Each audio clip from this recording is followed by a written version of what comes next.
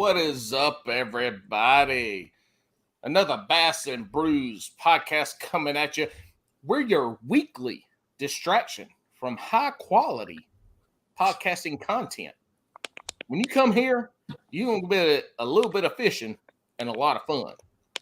Tonight, we got a great show for you. A couple North Carolina anglers as our guest and guest co-host, but one of them's from New York.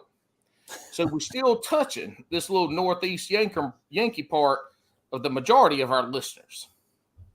Mark, how you doing tonight, buddy? Mark Glenda, our guest co-host. What's up? Appreciate you having me, Paul. How you been? Man, I've been doing. How you been?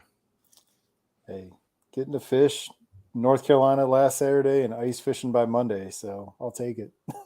Hey, do you remember what episode you were on? I meant to look that shit up, but I'm a terrible host. That's why we need Alex back, so he can have all the stuff lined up and keep us under 4 hours. But do you remember what I'm going to look at it? I thought it was episode. You have no idea what episode you were. I think it was episode 13, if I recall, because I thought it was kind of fun that it was 13, and of course that's the gear that I use. So my rods and reels are all 13 fishing. So we're going to go with that. We're going to go with that. Mark was a guest on episode 13. Mark is a top 10 finisher in the BASS Nation Kayak Championship, something or another. They just changed the name apparently to Bassmaster something championship. But anyway, this last one that we had about a year ago next weekend, he was in the top 10 with that. And we had him on to tell a story. It's a great time. It was a good time. It was an awesome time. Really enjoyed being on, and hope Alex is doing well. Definitely wish he could be here to join us, but carrying it on for him and look for. Yeah, fuck that guy. Yeah, you know what? He can't show up since November, and he's just going to show up and take stuff over, which I'm very thankful for. So I can sit back, drink, and just, be the pretty face, the handsomeness of Bass and Brews. And Mark is also a bearded fella, even though he looks like he's in preparation to be Santa Claus here in about 11 months. Yep. Yeah, it's gotten white. It's gotten even more white since the Classic, actually. So, it was just in June. Man. It wasn't that long ago. I don't know how it got that much more white, but it did. I know. That shit ain't even gray no more. You have entered into the silverback of beards. I think that's kind of the approach I'm going for. I just want people to be intimidated and scared of me when I get to the launch, thinking that some silverback gorilla just escaped from the local zoo and coming to take their kayaks or something. Look, if you want to take my kayak, you better bring some brawn with you, because I can't fight, but I'm crazy. And we always know that crazy always has a chance to win. All I know is I got to bring a sandwich and throw it over in the corner and distract you. That's all I got to do. Whoa. I don't eat when I fish. So we good. You bring all the sandwiches you want. I ain't eating that shit. I don't want to mess up my tummy before I go fishing. Tonight. What were you saying, Mark? I was going to say, especially if you got Last Cast Carter out there giving you a hard time about what you're doing in the woods. Can't look Carter. Can't look Carter. Sorry. Yeah, and if y'all haven't, alliteration in there. Yeah. If y'all haven't, go check out. I posted a YouTube video of it. It's on Instagram and TikTok and all that shit.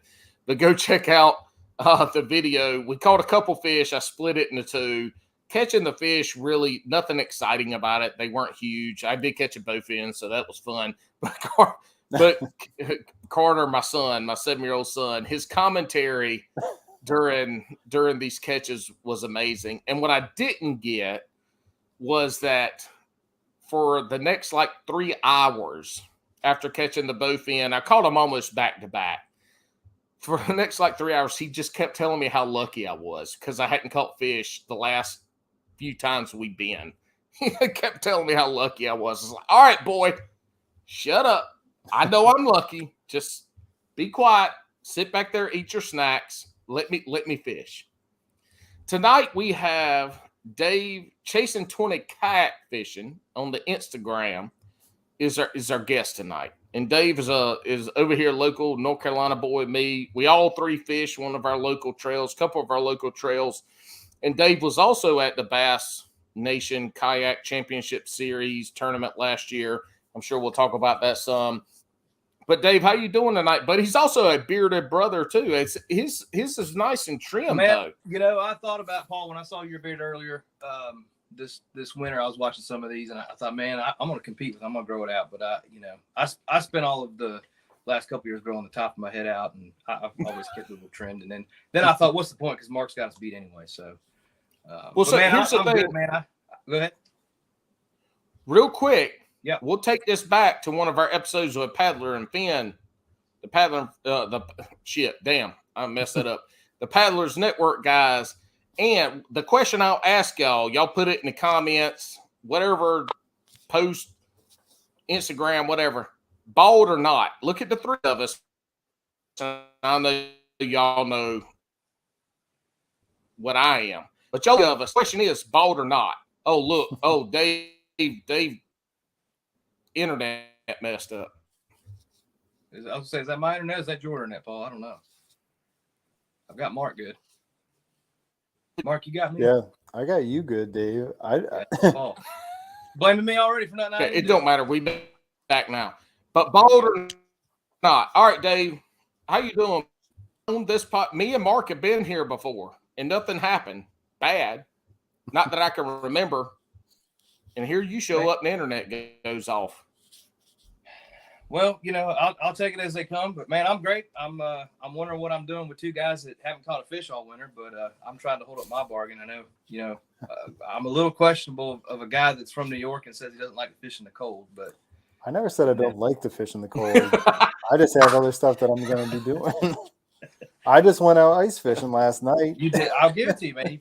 You're coming back around. So faith is. I already fished a tournament this year. Raise your hand if you fished a tournament this year. Does a monthly count? Because I'm in. No. Okay. Well. Nope. Live only. Thank God. Yeah. Thank God I put in for the January monthly where I didn't catch fish, and also the Queen City Big Bass thing. I can't remember what they called it that we had to cancel because of some inclement weather.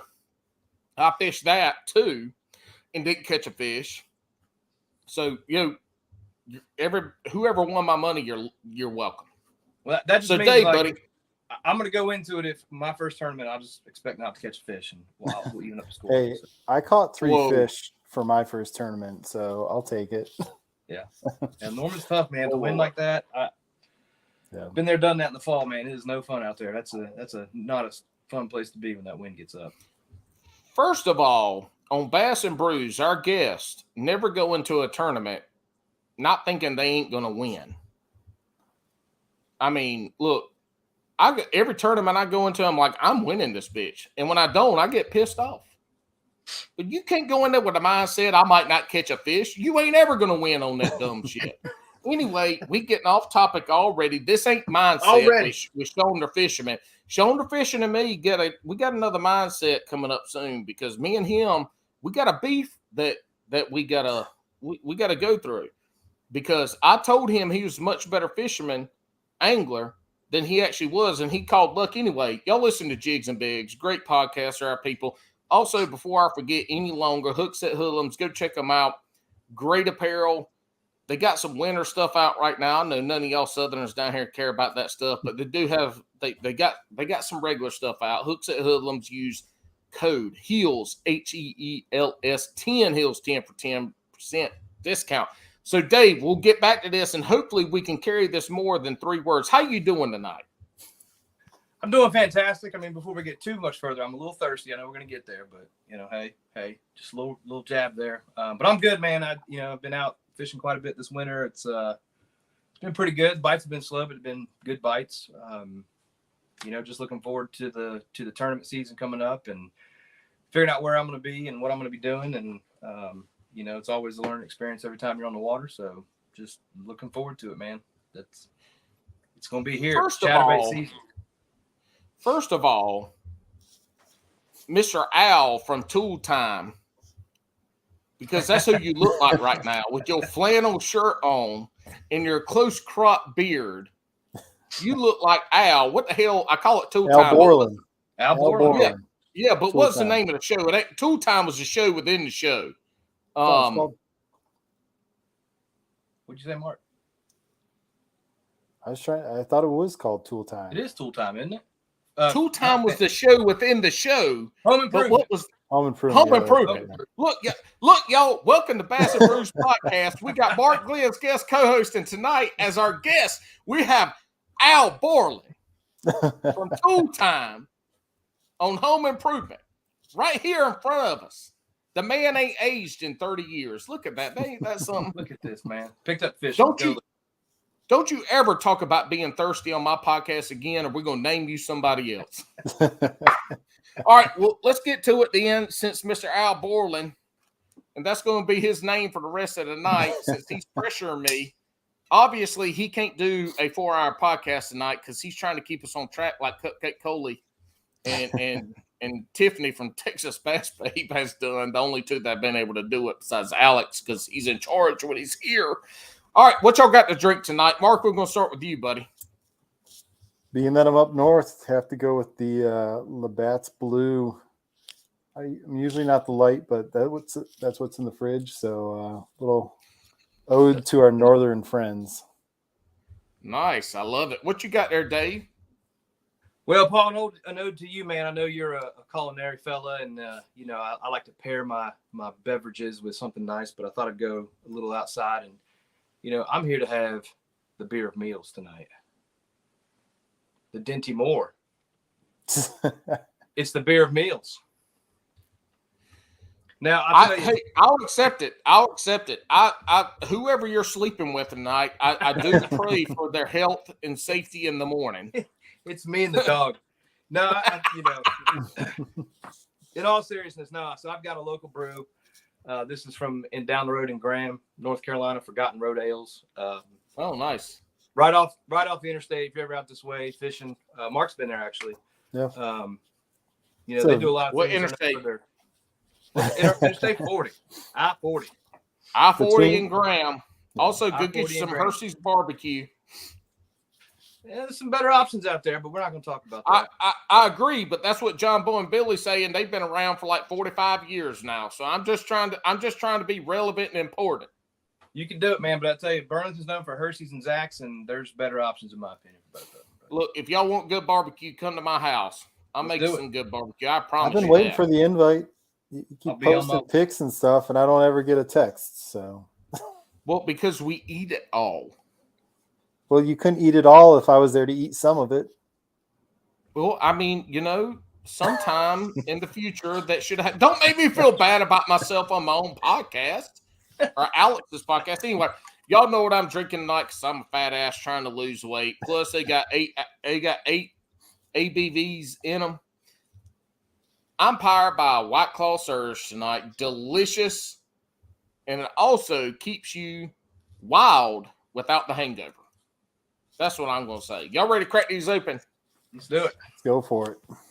3, 2, 1. Oh, Lord, they ahead of the game. Look, I try to bring some local guys on, and they fuck the podcast up. You got to count faster. You already heard the man. He's thirsty. Y'all been down here long. I know man's eating Dinty Moore pudding pops. And it's got so much sodium in them so they don't go bad that he's got to drink, 5 beers to a glass of water to keep hydrated. I love it. Hey, this is no preservative, so if that's not sodium, I don't know what is, but I did. All right, Dave. If I get in trouble, I will eat this, but we'll put that back on for MRE days or whatever. But I want to show you this beer before we get into it. I like this beer because it makes me feel like I'm drinking like a fruity beverage, it's healthy for me, right? I mean, that is a hazy IPA that you can't see anything through. That's a meal in itself right there. That's what they're known for. Man. This is call sign Money Taker, double dry hop, New England IPA 7.3. 3 different hops. Shit. Hey, that shit is hazy as Snoop Dogg's car. Dude, you won't find one. You won't find one hazier than that, man. What color crankbait would you throw on that, Dave? Was it? Is it 13 makes that black one, or who makes that black? 6 Cents, I think, makes a black one, black and blue. I throw that one. Yep. Yeah, I've seen that one. Yeah. So Dave, tell us about what's your story?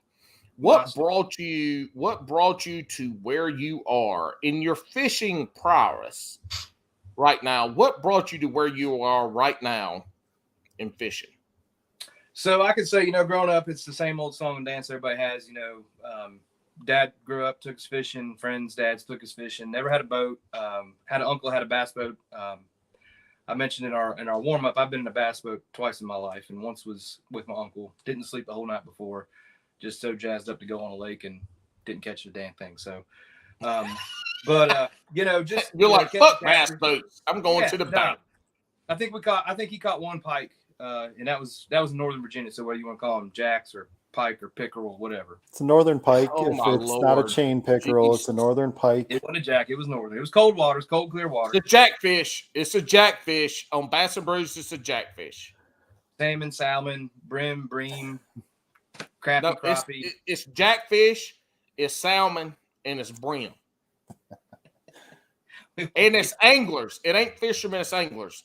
Those four things will get your ass chastised. Hey, I'm going to drop. I know you said, we are in the Bible Belt. I'm going to leave it at that. It's in the Bible. Matthew 4:19. He said, come follow me. I'll make you fishers of men. Ain't fishermen of men. Ain't fisherwomen of men. Fishers. So there's if anybody wants to test you on that, that's solid. Hey, I get the fishers of men, but we ain't fishermen. We anglers. Fishers, anglers.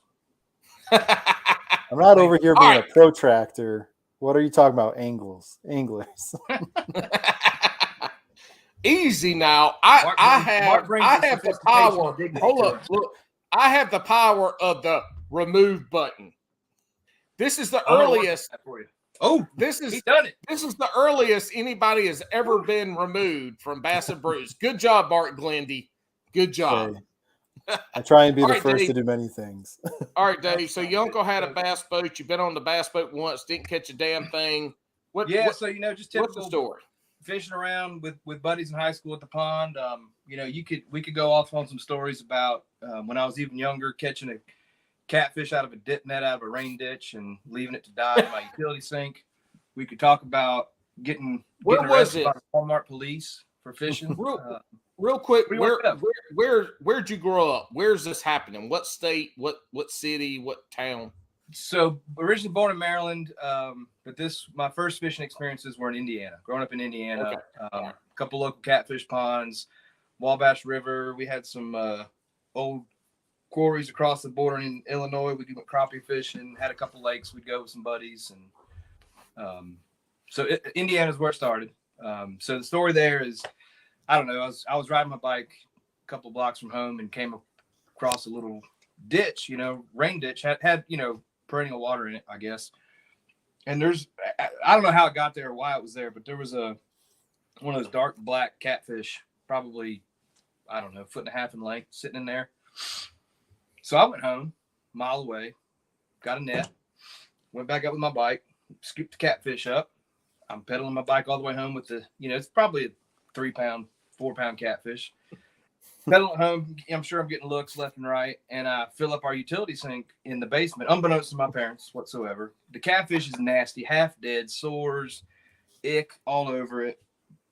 So that's my new pet, is that catfish. And I had him for about an hour, went to a buddy's house to spend the night, and the catfish met its demise in our utility sink and stunk up the whole place. And so I was not allowed to catch the catfish after that. That is a true story. Yeah. How long did it take for your parents to find the catfish? I'm just thankful they didn't call my friend's parents in the middle of the night. I'm glad that they figured out what the stench was and deduced that it was likely not my brother or sister. And then I had it in for me when I got home the next day. So at some point in the evening or when they were up making coffee, I don't know. Dave, you sound like the original Catfish Newton. Hey, man. So I've got a lot of. I've made very good acquaintances with catfish this past couple months. So maybe you're on something. If you blade bait in the wintertime around down here, you're gonna catch catfish. Hey, there's a catfish That ain't no tournament damn on Saturday. secret. I may do that instead of Jordan. I heard. What? Me and Steve Perry gonna go out there. Catfish tournament Harris on Saturday. Oh shit! Gonna get into a new gig. No, I'm not doing that. But hold up, they got catfishing tournaments at Harris. I heard they ain't no big cats in Harris. Oh no, they're in there. Yeah. I still want to see the one that Steve caught. I need pictures. I need evidence of that one. Oh yeah, we say caught like a 30-pounder, didn't he? He said it was all his kayak. I don't know. I mean, I believe him because he got into one on Jordan. He said this past week. But yeah, he didn't get a picture of it. He's too scared. He said it was going to flip him. So. Look, kayak catfish be pulling in 60-pounders into his kayak, and he ain't scared. If there ain't no photo, I don't believe it. Last weekend. I lost a 5 to 6 pounder on Jordan, but it was probably closer to the 4 to 5 pound range. But I didn't get it in the boat, so I got to talk it up. And just so y'all know, I caught it at Farrington on the rip wrap. So everybody go to Farrington and fish rip wrap this week. What the catfish is a bass. Anyway, so Dave, tell us. So that's your cat. You scooped the catfish up in a damn net. How did it turn you into a professional kayak angler, a PKA? How did it turn you into? So fast forward. I mean, high school got a little more serious about fishing. To the point where the Walmart police got me. We can circle back to that. That's a good story, but well, tell it now.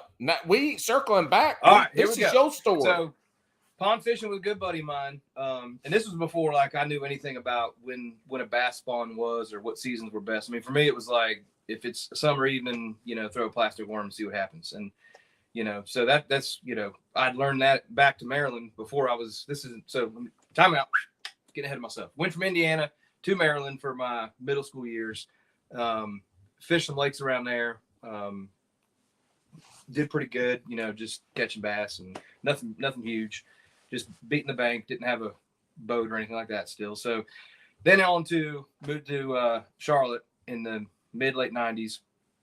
So a buddy of mine were out, little neighborhood pond, and didn't know anything about, bass spawn or when that was, summertime. That's when I knew to fish. But he was like, hey, we got to go check this out. So we went out there and had a little rattle trap and beaten the bank and just smoked them. Well, we lost the rattle trap. The only one we had between the two of us. So where do you go? You go to Walmart. That's the only place we need to get fishing tackle. Well, he was the bad influence of the situation. But we had to get out. This was, by the time we fished that evening, this was in April. It was the week of Easter, I remember. So we fished the evening before till dark. Walmart's the only place open. We go make a beeline. And, of course, we're in the aisles of Walmart being stupid high schoolers. And he has the great idea, hey, let's just take these rattle traps because Bill Lewis doesn't eat his cut. So we probably took about 3 or 4 rattle traps, $7 between us. We probably had $50, $60 of cash, even as high schoolers in our wallets together. And then the Walmart police got us. And what the worst part about it was I was 15 years old at the time. My buddy was 16. So he actually got charged by the real police and went through the real legal system. And his dad, was, tied to lawyers, whatever. So he got off, right? Didn't have to do a thing.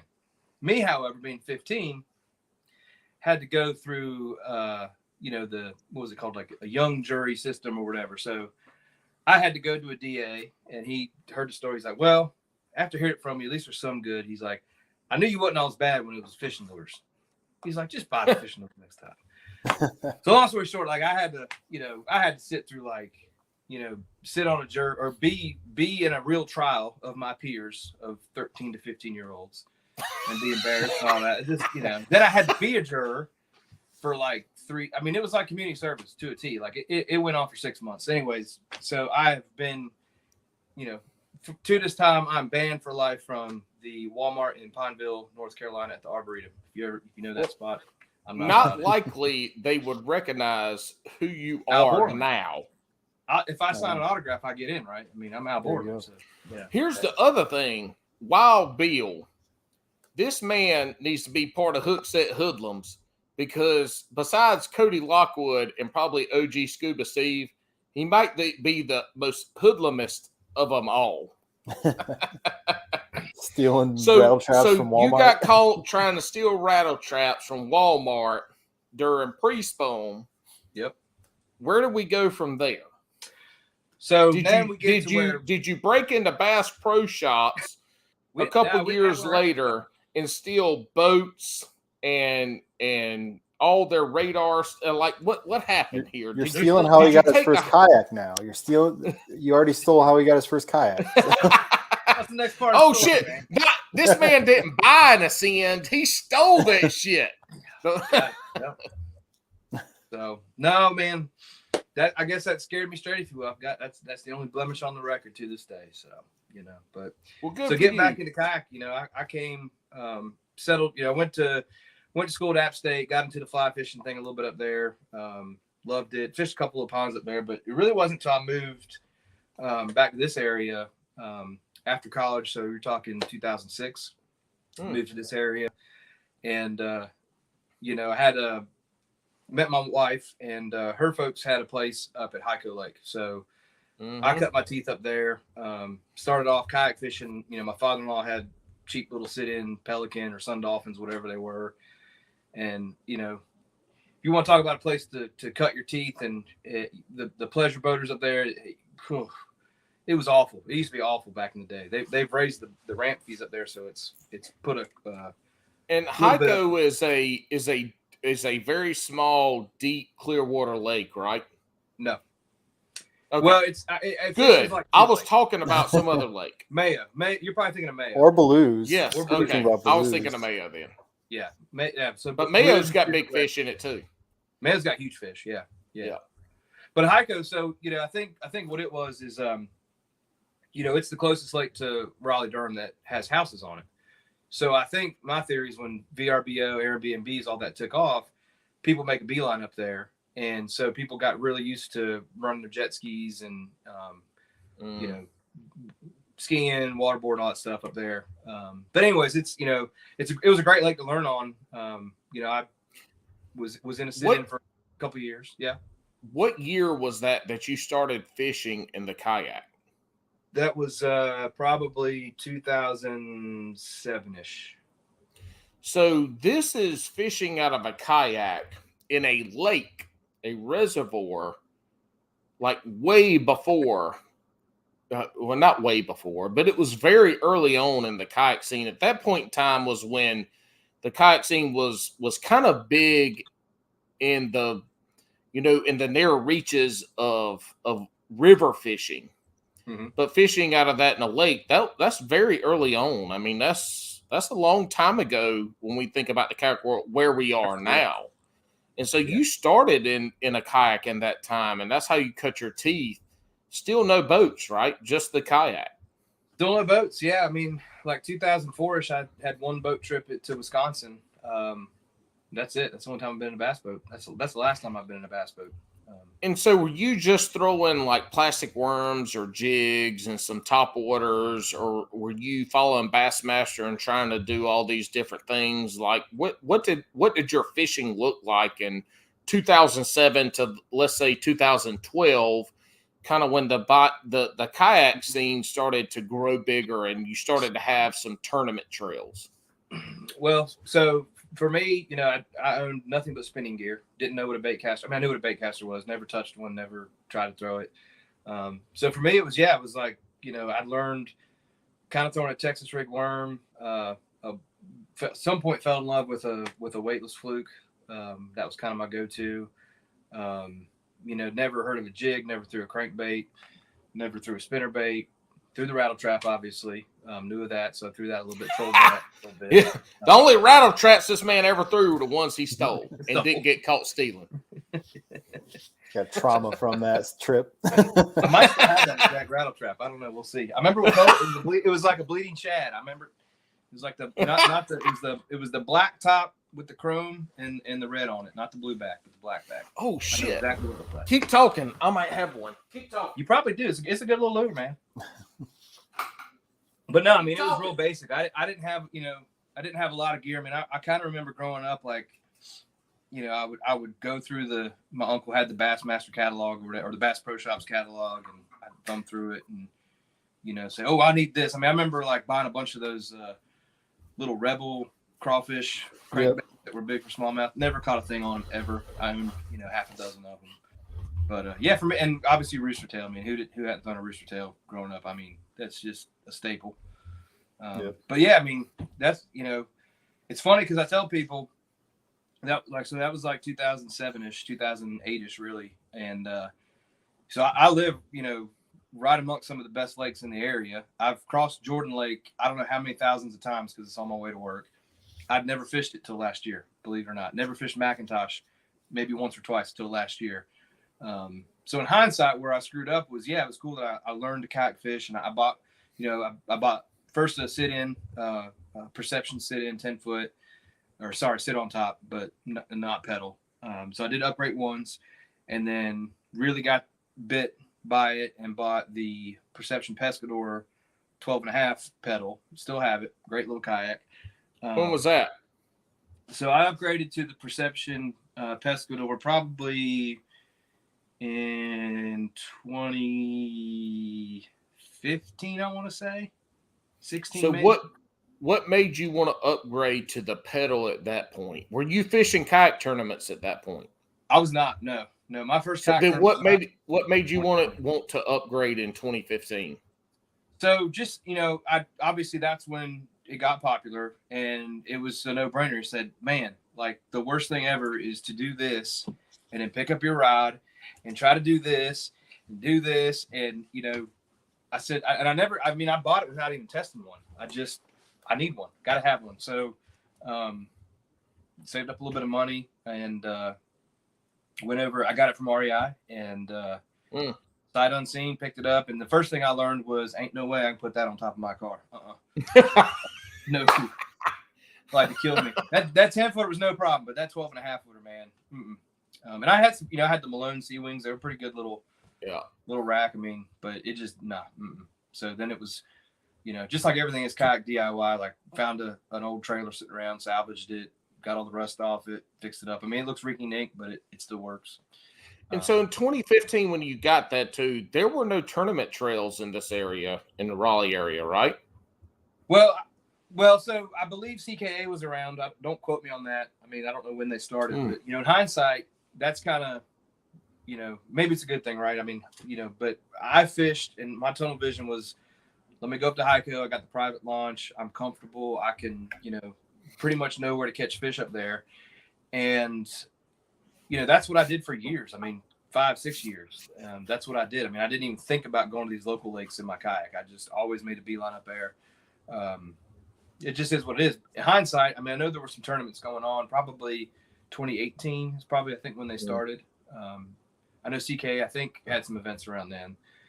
Yeah, I think, and I could be wrong. We could go look at it, but I'm not. Yeah. But I think 2018 was when CKA came about, somewhere around that time frame. Because I think Henry Vajon Hank was one of the leaders in that. So then, you were just kayak fishing to fish. This is what got you off the bank and got you out there. When did you get into the competitive kayak angling side? And what drove you there? So just dumb luck, really. So on Facebook, saw the post for the qualifier for the BASS event at Sharon Harris. I saw it literally probably a week before the thing was supposed to happen. And I'm looking, I'm like, man, I have no idea how these happen. Like, do I just show up? Do I have to pay in advance? Do I, what do I need? Had none of the stuff. Hey, that's okay. Apparently, the people running the tournament didn't know any of that shit either. So go ahead. Well, yes. So that was a great learning experience for all of us, and we'll get into that because it's a great story. But yeah, I saw the post. And I was like, man. So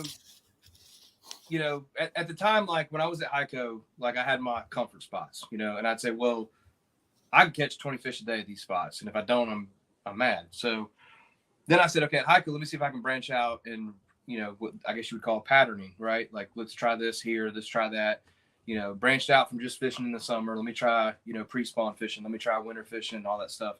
And so that event popped up at Sharon Harris, November. I found out about it like a week in advance. I'm emailing these guys. 2019, right? November 2019. That was 2020, October of 2020. Okay. October 2020. October 2020. So that's your first ever competitive kayak angling experience. That's right. Okay. All right. That's right. And so didn't have a measuring board. Didn't know where to get one. So, I made the decision literally days in advance. I, again, heard all about Sharon Harris. It's one of those places you hear about, you just have that tingly feeling when you show up at that ramp. So I'm there literally the day before on Friday. It's the first time I've ever seen Sharon Harris. I had ordered a hog trough. It was delayed getting to me. So I go out the day before, and Mark can attest to this. I catch one bass, I don't know, an hour, maybe 30 minutes into practice on a buzz bait. I'm like, okay, this is probably, it's like an 18-inch fish. I'm like, that's cool. Then the bottom falls out. Wind, rain, deluge, miserable, pours rain. I'm on that lake all day long till 2 or 3 o'clock. Meanwhile, I'm on my cell phone in the rain trying to look, and I find that there's a hog trough at Cabela's in Garner. So I live an hour plus west of Sharon Harris. I fished all day, got up early, fished all day. I got this thing reserved. Frustrated I can't find a fish anywhere that whole afternoon. Go to Cabela's an hour the other direction, pick up my hog trough, go back all the way home, re-rig everything, same old song and dance, get 2 hours of sleep, don't know what I'm doing, show up to the ramp and fish the event, finish second. Lost my first fish, because we had keychain identifiers. Yeah. It was just a mess. I mean, But, so who won that event? So that's Matt Dunn won that event. It was such a tough day. Very few fish were caught. I mean, it was just, the whole upper end. I mean, it's no secret. The up by the bridge, coming out of Holman, completely blown out. I mean, I know that's where a lot of guys love to fish. I think most of the field went up there. I didn't go up there because I practiced up there and just didn't feel it. So, but I went from 8:30 in the morning in practice till 12:30 in the afternoon the following day with God knows, I don't know, 10 hours of fishing in between without a bite. And the very first welcome to Harris. Yep. Yeah, welcome to Harris. The very first tournament fish I ever caught, and I've got it on GoPro, was a 20.5-inch bass that they came up schooling. I had it on my hog trough, and I thought, we took, I did enough research to know, okay, we'll get a little ID card, right? And I just assumed that I was going to get a nice little sleeve to put it in. No, I was handed a plastic little key tag with a number on it. Well, I was like, what do I do? So I had a sandwich, so I put it in my sandwich bag. So I have a 20.5-inch fish on my board. Did you eat the sandwich first? I did. Well, I might have thrown it in the water at this point. I don't know. I was so flushed. My blood Fuck pressure that was through sandwich. the roof. I don't know, Fuck man. that I caught a fish finally. It's a big one. Man, so I'm measuring this fish, and the wind gets up, and the key tag's in a little baggie, and the wind blows, my bag's blowing. So I go to open the bag, and as soon as I do take my attention off the fish, and the crazy thing was, I've never had a fish do this to this day. Usually they'll flop and they'll kind of flop forward. Somehow this 20.5-inch bass, which typically they don't flop, big bass typically don't flop. Somehow that thing kicked once and went in reverse, and just and off it went. So kudos to Matt Dunn. He won that thing, but I should have won that thing by 5 inches. Came second, qualified, rest is history. Went to Texas. Yeah. It was awesome. I want to talk about that. We had a great time. We will. Any tournament on Harris, Matt Dunn is, any tournament in the CCKF and CKF, Matt Dunn's going to be, if he's fishing, he's going to be up there. I want to back up a little bit. How did you and Mark get connected? Because it sounds like, were y'all connected before that qualifying event, or did y'all get connected there? So we met there, and I remember shaking Mark's hand, but then we didn't talk again for months on end. I mean, that's the first time I'd met, I remember meeting Matt, and, in typical Matt Dunn fashion, goes around, shakes everybody's hand, and congratulate, and met Mark. After that, I didn't talk to Mark for months. I think it was just through, we had messaged a little bit. So that January, so a couple months later, right after Christmas, he was like, well, let's go fish. So we went up to Blues Lake, and we fished up there, got the big old fat skunk between the two of us. And I figured, well, if we can have a good day, I knew Mark was a good dude because I told my wife she was in trouble. If you can go fishing with a guy all day long and not catch a fish, but you're there from 6 a.m. till dark, yeah, we were you're in good company. So that's where that started, was that trip to Blues. That's why when people say, hey, man, my buddy likes to fish, and I go, okay, do they like to just go fishing, or do they like to fish? Because there's a big difference. Mm-hmm. Like people wanted to go fishing with me in high school, for instance. I had a little John boat with a trolling motor set up on it, and people wanted to go fishing with me all the time. But then like 10 minutes in, 2 hours in, ain't no fish biting or something, they want to go home. I'm like, look, bitch, we ain't going home. It could be we're in South Carolina. Ain't often that you get ice on your reel in South Carolina. They get ice. They be over there shivering in the front boat, wanting to go home. I'm like, nope. I'll let you off when we get close to the bank again, but it ain't going to be anytime soon. There's a big difference in people who like to fish and people who go fishing. Yeah, absolutely. 100%.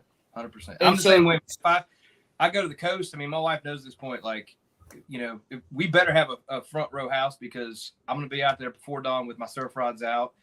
And then that was before I got a kayak. She was in bigger trouble when I got the kayak because now I hit the inshore down there. And I disappeared hours, days on end, just... And God love her. She loves me to let me do that. So your first competitive kayak angling tournament qualified you for the 2020 BASS Nation Kayak Championship Series. That's where you met, obviously, some of the CCKF guys and CKA guys. This was October of 2020, right? Right. So what's interesting is I just started kayak fishing in November of 2020, so I just missed all that.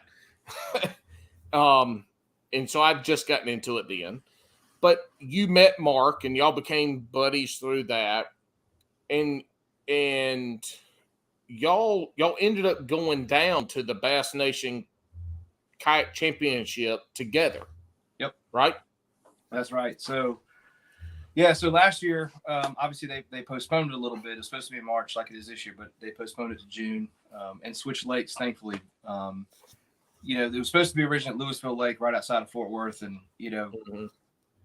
based on what I heard, it's pretty much, you can equate that to kind of like Randleman Lake here. Like people just hate it, not for different reasons, but like no one was jazzed. It's a party lake. It's supposed to be one of the most dangerous lakes in America during that time of year. So So when they pushed it to June, like they're like, no way, even on a weekday, like forget about it, people will die. And so, there was a lot of chatter. I wasn't paying attention to it. And then when they announced it, I mean, where it was, one Google search, I'm like, oh my goodness, like look at this place. Like this is amazing. Like I'm thankful for how it played out with the conditions at Possum Kingdom. I mean, we could talk about it. Like, I mean, you took a huge lake with a lot of different variety and you made it fish this big. But that lake under normal conditions, I mean, you could do anything you want. I mean, it's got deep, clear water. It's got grass. It's got backwater rivers. It's got chunk rock. It's got bluff walls. It's got, I mean, you talk about a fishing paradise, that place. I can't wait. I will go back to that lake. I can't wait to go back. Well, Josh Jones, he was saying that he was going back there because they just weighed 2 sharelunkers that were over 13 pounds out of Possum Kingdom. And I think that like Mark Pennegraph and Joe McElroy, who really put on the show for that first and second place run at the championship. I mean, put that place on the map. Yeah. Those fish are the ones that like they bring you back every time. And well, and Brad Case had a great tournament too. I mean, he was over 200 inches and he still came in third, but they got some giants in that lake. And I'm not going to say, I mean, in my mind, I lost one of those fish. I mean, I saw it. It stared at me a couple times like Catfish Hunter in my favorite movie, Grumpy Old Men. But I'm convinced to this day that I lost the 10 there. But and Dave, you had a good first day and then a bad second day, right? So I had a okay first day and a great second. I had a great flurry the second day is what it was. So heartbreaking story. I mean, it was a great experience with Mark. I mean, that's the first time, again, under my belt at this point, I'd fished.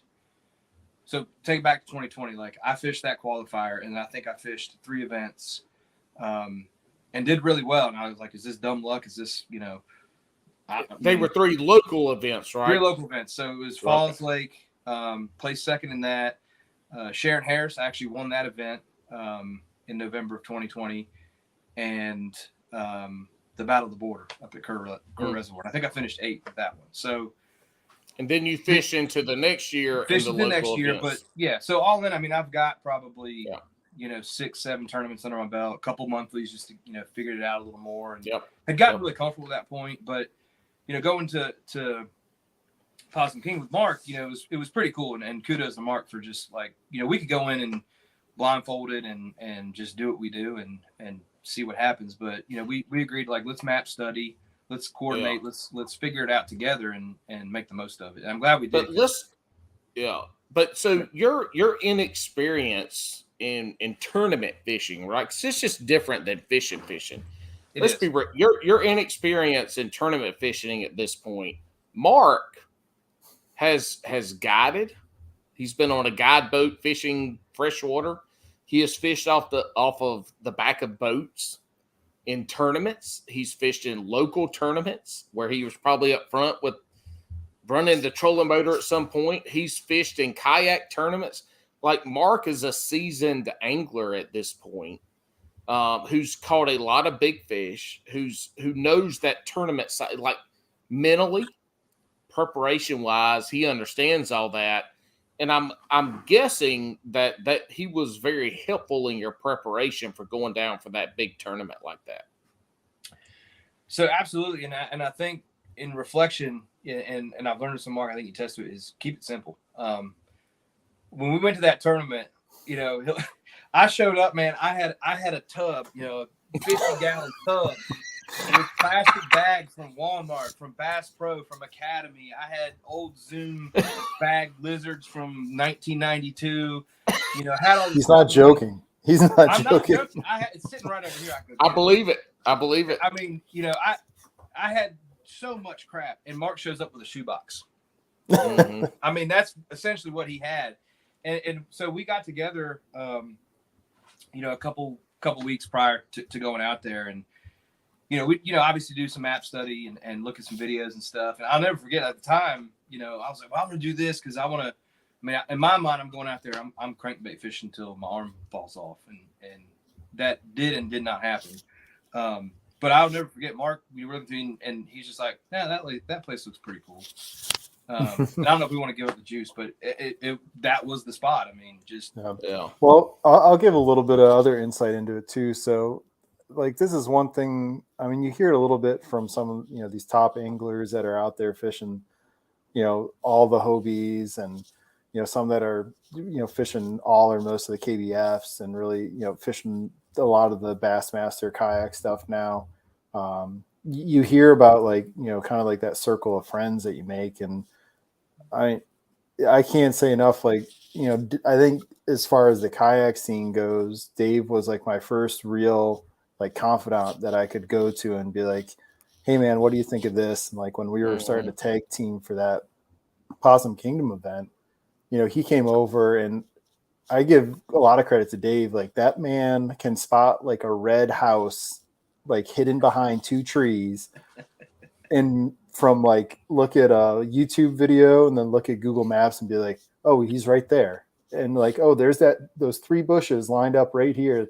I can see that on, the 2009 version of Google Earth."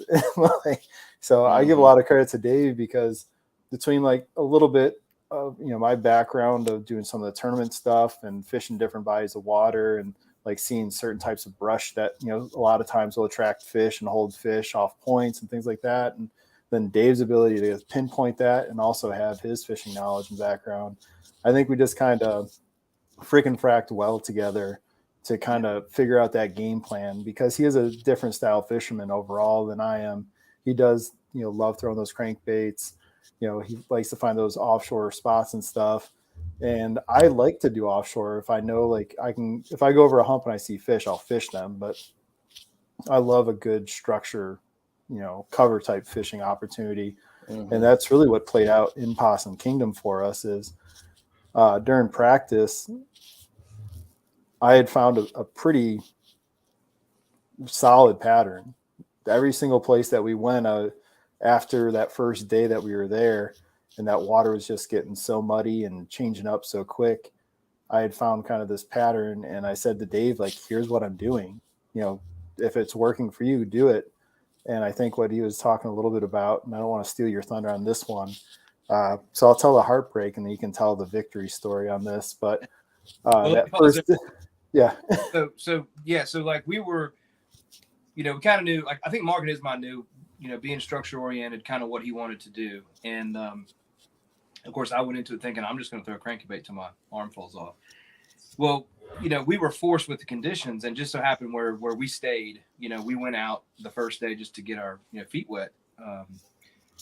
And Mark had obviously found something, and lo and behold, like, I tried crankbaiting all morning and didn't get a bite, tried a bunch of different things, didn't get a bite, and ended up something similar, which was a drop shot in the vicinity of kind of what Mark was doing. But then I'll let you pick it up because I'll finish it up. Yeah. So, yeah, we go out that next day after we had like 17 inches of rain. Not really, but we slept through probably one of the craziest thunderstorms I've ever been in. Yeah. And we woke up that next day and, kind of got a little bit later start because we knew how bad the rain was from that night before. And we were trapped. We couldn't get any place. So we actually waited till the afternoon and went out and fished that day. And I said, I'm going to try my pattern on these areas that I saw, on the map that we saw during our map studies and, could see on our Navionics and stuff. And sure enough, like, I was just boom, boom, boom. And Dave was like, no shit. And so he, goes and hits a few docks doing kind of his variation of it. And well, it was even more pronounced than that. So we got out to the spot and there was a couple guys out, offshore, pretty noticeable offshore, drop into a creek channel, and they're anchored up. I don't know if they're, Carolina rigging or whatever, but I'm like, let me try to throw a crankbait, and caught some white bass. That was it. Saw some school in white bass. So I'm, 2 hours. I'm like, man, I got nothing. Mark's like, well, try this. Literally the very first cast on the very first spot, Mark tells me to try, and I shake off, what would have, I caught a fish on that same spot in the tournament, but I mean, it was just unbelievable. Like, very first spot, I was like, wow, there's something to this for sure. Yeah. So I made the best of my first day, and Dave had probably 19-20 incher on at the end of the day to give him his fifth. Yeah. Which again, he finished. I think you finished 18th. Finished 18th. Yeah. And huge, if he would have, he had that fifth fish on first day, and just came unbuttoned. And then as far as the second day, I mean, it was just a dream day, and I'll let you kind of take it from there. So what always rings true with me on that trip. So my dad went out with us. He's got a little camper. So we stayed up in that, and so it was the three of us, and I'll never forget, like, when we left out that morning for the tournament day, he was like, all right, guys, go out there and do what got you here. Right. And it didn't really sink in at the time. So the first day, so in practice, tried the crankbait. I mean, what Mark didn't say, one of the absolute best times I've ever had fishing was after we figured out the pattern. We went over to check out a pocket. I did catch one big one, the fry garter. And then, hour or two before sunset, keep in mind, we're an hour away from our campsite. So we're like, we're going to fish till like 6, get back, rest up, because we got a big day tomorrow. And maybe that was 2 days before the tournament. Yeah. I don't remember. But anyways, a couple hours before sunset, striper and white bass start schooling. Like, everywhere. I mean, it looked like tuna on the water. I've never seen it everywhere. It was unbelievable. And we caught, I don't know how many, all on crankbait. So I go into the tournament. I almost leave my crankbait stuff at home because I've caught at this point over 100 white bass and striper on crankbait and one bass, like a 13-incher on a crankbait. So I go in with Mark's pattern the first day, and it was a slower bite on day one. And, you know, I will say, like, I don't know what it was about it. Like, all those tournaments up to that point, like, just, you know, just high anxiety, kind of fishing fast, you know, questioning everything. And for whatever reason, that was weird because on a stage like that, you got 150 plus of the best anglers around the country. Like, I just had a calm about it. The whole, like, you know, usually for tournaments, for me, they happen in like an hour and it's over. And this was like just slow paced, you know, I don't know. I just had a peace about it. It was really cool. So I caught 4 fish. I mean, I ended up catching one, like scrambling, doing something we weren't doing. I caught one. I saw bust a bank and threw a Senko up there and caught it. But, you know, I had 4 with like 2 hours left. And, you know, it just, yeah, like Mark said, there was one final spot, less than 10 minutes. You know, to this day, I don't know how to catch it. I mean, flipped in there a couple times and, you know, never felt the bite, but I just happened to look up and the wind was picked up. So I was backing my kayak up just a little bit. And so just that, you know, half a second to look at my rudder steering thing and backpedal, and my line took a beeline to the right and set the hook, and it wasn't there. Mark caught a fish on that same spot day 2, which is awesome because he needed it. Whether it was the same fish or not, I'll never know. But in my mind, he's told me I think that was an 18 or an 18.5-inch fish. Yeah. And for me, 18 is a new number. I'm not a numbers person, but I lost an 18. I finished. Yeah, it says chasing 20 kayak fishing. Chasing 20, number ain't a number. Chasing 18, you know, I don't know, but day 2 is special, man, because you know I was, you know, Mark and piece together. He was sitting, you know, fairly well, somewhere around the 20-ish place. You know, with 4 fish, you know, you can't win on day 1, but you can lose. And in my mind, like, you know, I was just devastated. You know, 1 fish, like, and so I even, you know, I was even joking with my dad a little bit that night. I was like, I'm going to take, you know, the 2 things that I was working for me day 1, and I'm going to take a big bait and just go for broke. I almost didn't even throw my crankbait rod in the kayak. And thank God that I did, because we go out and Mark and I agreed, like, our bite didn't really turn on till like 10 o'clock. Once the sun got up and stuff like that. So I was like, man, I'm just going to go have fun, catch white bass all morning, kind of joking about it. And so we actually were making our way past the juice, if you will, over to a spot where we caught those white bass. And I was just going to go have fun. And just a cool spot, man. Like, guys had been there all the day before. Must have done okay, but not great. But it's a grass flat, and then there's a, you know, it goes into the main channel, and it's an unbelievable spot. And so Mark had gone on. I kind of just saw a fish swirl off a dock. And so I was like, let me stop here. And, you know, that made me pause near this area. And as I'm going past, I'm like, you know what, those guys, you know, caught some the day before. Surely they were throwing chatterbaits. I didn't have a chatterbait tied on. So tied on chatterbait, threw it up on this flat and caught like a, you know, it was pretty small, like a 15, 14-inch or something like that. Cool. And I noticed, and, you know, there was a little bit, you know, obviously like that's a flood control lake, and they were pulling a lot of water because of all the influx. I mean, we got there. I mean, you talk about a muddy river. I mean, I've never seen anything like it here before. Yeah, the Brazos. Oklahoma red mud. I was actually joking with Gene Jensen. He's a gardener. Met him at the little way, and I was like, man, I've always been told, like, it's the red mud of Lincoln County that makes good tomatoes, and that whatever's in that river is not mud, it's red something. But anyways, I mean, it was out of its banks when we got there. So it already blown out half the lake. Then we get this deluge. All the back creeks are blown out. I mean, the clock's ticking on this. So anyways, I'm rambling here, but I just happened to notice they're pulling water. There's a little bit of a current. The wind was blowing just right. And I noticed just the subtle little bit of bubbles kind of just drifting by the bank. And I'm like, let me throw a crankbait up there. And first cast, and I'm literally every cast, 30 casts later, I caught no less than 18-inch bass for an hour and a half straight, 2 hours. Yep. Unbelievable. Like, made a jump, lost a huge one. I mean, and we get into the cranking technique that I used, but I mean, it was one of those fish that, like, it came up to the surface twice, but she was so big she couldn't get out of the water. She just kind of like just wallered a little bit. and she came off like, I don't know, 3 feet from my net. There is GoPro footage of this. Yeah. He does have a still frame of the mouth of this fish, and it is So I had heartbreaking. GoPro footage of the whole thing, and it kills me I lost it. So I think in hindsight, we went to the expo a couple days later, and for the weigh-in for Mark, of course, I'm trying to do work on my laptop, left it in the truck, probably overheated, computer fried, lost it. All I have is a still image of this big old bug-eyed Betty. Yeah. But yeah, I had that's what Pendergraft caught his fish off. Both days was cranking. I mean, he caught his cranking totally different. Yeah, right. But he caught him cranking. Cranking. But see, that's the thing about a crankbait in dirty water too, is you're getting that reaction strike. They're feeding. Yeah. But they're it's not like wintertime where you're trying to winter crank where they're going to short swipe it or something like that. It's just that it's that visual aspect. It's you don't always get them to eat it cranking because crank is right.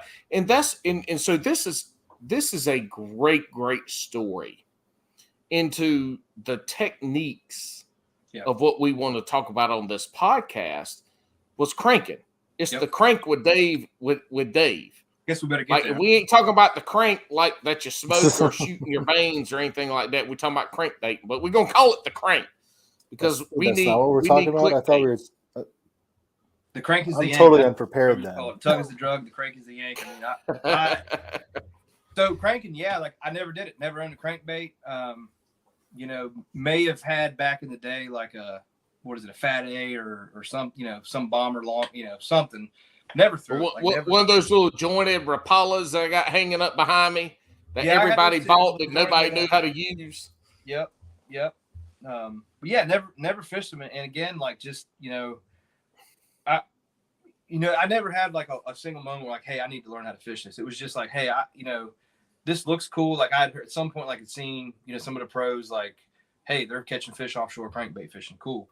Something you can get down deep and fish fast and okay, cool. And for me, it was like, I dabbled in it a little bit. And then there was one moment, at this point, I don't care. It was on Hyco Lake. That's a numbers lake. Like there's some decent fish in there, but you can go catch a lot of good, solid 2-pounders. That is where I learned that you can fire up a school with a crankbait, and there's nothing like it. There's absolutely nothing like it. You can catch. I've caught personally 40 bass in an hour and a half on every cast, every other cast. I mean, it reminds me of like KVD and Evers and his Red Crest thing where literally your arms cramp, your hands cramp. You can't. It hurts, but it's so much fun. That's what sold me the first time I ever, and I've had that happen probably 4 times. And is this deep crank like what are you a shallow cranker to a 25-foot dredger, or where are you in your crankbait repertoire for what you do, or is it crankbait? Definitely shallow to mid depth. Okay. I don't throw, or I don't really throw square bills. I have started throwing some. So kudos. When we throw this out, I made a point. I was like, man, Paul's gonna give me shit if I haven't caught a crankbait fish this year, which I hadn't. The last crankbait fish I caught was Harris that windy day. But well, shit, Bo. The only fish I've caught since November, were on a square bill, and they were this past Sunday, a bowfin and a nice little 3-pound bass. So I don't give a shit if you caught anything, but not to throw a square bill. We in square bill country, boy.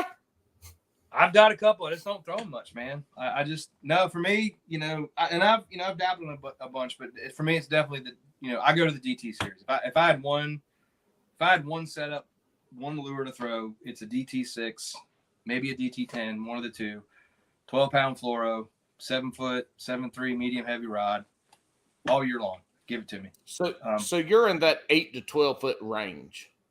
Yeah. I don't throw I own some deep cranks. I mean, Mark, again, I brought 80,000 crankbaits with me, including some of those DT20s, and he laughed at me. He's like, and I'm with him. Like, that's a lot of work. You got to have the right gear. I don't have that gear. Like, he's like, if I got to throw something that deep, it's not going to be a crankbait, and I get it. Like, I totally get it.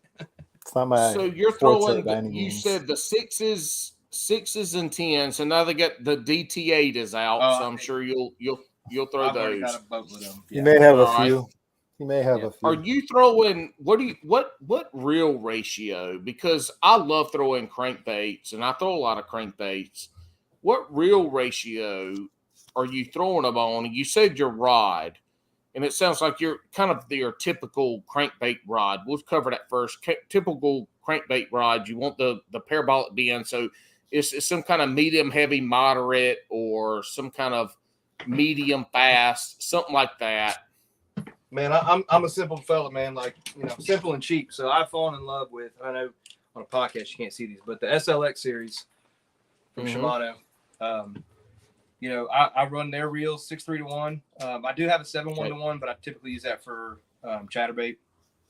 But a 6.3 to 1, and on their 7-foot medium heavy rod. I mean, that's what I'm throwing. And it's really, I will say, like, I've done really well crankbait fishing. So, I'm not gonna say I'm an expert by any means, but you can sit there and say there's a technique, but it's really, for me, it's like finding your rhythm and finding the cadence. I mean, I think you hear cadence more often than not with a jerkbait, but for me, that's cranking for me. And I'm learning too, because like I said, I hadn't caught a crankbait fish until yesterday. So I went out, I caught you 2 flat-sided crankbait, the new OG Slim in Fire Crawl. But it makes sense. Yeah, it makes sense that you're catching your crankbait fish now, because it's a little early for us up until this. But talk about cadence more. Like, so we talk about cadence with the jerk baits, like you said. Yeah. What is a cadence with these medium diving crankbait? And I'll tell you, so a medium diving crankbait to me is 10 to 15 foot. That's what I consider medium. But obviously it's crankbait. There's nothing absolute about a crankbait. Shit can go everywhere. But in general, talk about that cadence, because cadence is something you don't hear a lot with a crankbait. So, yeah, I mean, it's one of those things. I mean, when you learn, you throw it out, you reel it down, right, and reel it back, right, and you'll catch fish doing that. But I learned pretty quickly. It is burning a crankbait as fast as you possibly can until your arm falls off. So long cast, and for me, it's initial. Just crank it down as hard as you can. I mean, if you're not ticking rock, you're not. I mean, I have caught them in places. I mean, where you can catch them schooling and they'll do that. But for me, I like to feel that tick. Certainly, hard bottom is key. We don't have a ton of grass lakes around here. I don't crank around laydowns. I don't crank around docks typically. I mean, for me, it's offshore stuff. And hard bottom, throw it out, rip it. And then once you figure out, I mean, there's definitely differences. I've had days where you figure out they want it a little slow. Like you crank it down there and then slow down, and you do long pauses just like a jerk bait. But more often than not, I mean, especially summertime, it's, I'm casting, I'm reeling it down, I'm stopping, and I'm reeling it and stopping, and reeling it, and reeling and stopping. And part of me is like, I don't want to give that away, right? Because I was like, man, I was really successful in that. Summertime and fall. I haven't really cranked in the winter much. In spring, I really don't do it a bunch. I mean, in fact, these balsa light flat sides, this is the first flat side I've really thrown. So I'll be doing a bunch of it this spring to figure out. But, I just, there's typical, different baits too. Like for me, the DT series, I know they're mainstream, but they're consistent. I very rarely have to tune them. I've definitely changed out the hooks. That's one thing I'm really a stickler about. In fact, one of the things, I know a lot of times guys will mark their depth on their crankbaits, which is fine. But if you throw nothing but the DTs, you don't got to worry about it, right? Because you can't remember a whole number, and you shouldn't be fishing in a kayak anyway. But so the one thing I always do is I change out the hooks. And this one, I don't know if you can see that on there, but I always put a little, it's really bright, but there's a little dot right under the top left. Oh no, you must have your wife's makeup light. Man, I got one of the fancy lights, man, because I got bad lighting in this house, man. I had to do something. But anyways, just tell us, because we can't see it because your lighting is too damn good. First time ever on Bass and Brews, the lighting has been too good from a guest. Usually a bunch of damn bumpkins that can't get the lighting right, the volume right. I mean, damn, Hey, I knew Mark was going to be on here bringing some professionalism and some dignity to this show, so I had to step up a little bit. You mean Santa Claus? Yep. Okay, yeah. Hold on a second. There See you that go, little dot right there? Yeah. So that dot means those You are changed out from the stock hooks. I do it on every single one of my crankbaits. I have done some of the split rings too, but I've never, crankbait for me, it's like you're not ever setting the hook. You're easing into it. So I've never had an issue with split rings personally. What size hook are you putting on there, Dave? So, like, is there a brand that you prefer? Like, funny you said that. So started off this. So this is a DT. I should know this. This is a 6, right? Yeah. So this is a 6. You just talking about not being able to read whole numbers. Let me. Is your foot doing okay after So shooting yourself, Dave? It sounds like Mark that Dave needs to take his pen and write a 6, an 8, or a 10 on it because he don't know what the fuck he's throwing. That's what you write on it after you put the hooks, rather than that dot. That dot. Here's my excuse. It was easy to tell the difference between a 6 and a 10, but I now have the 8s, and the 8s That's are hard true. to decipher between.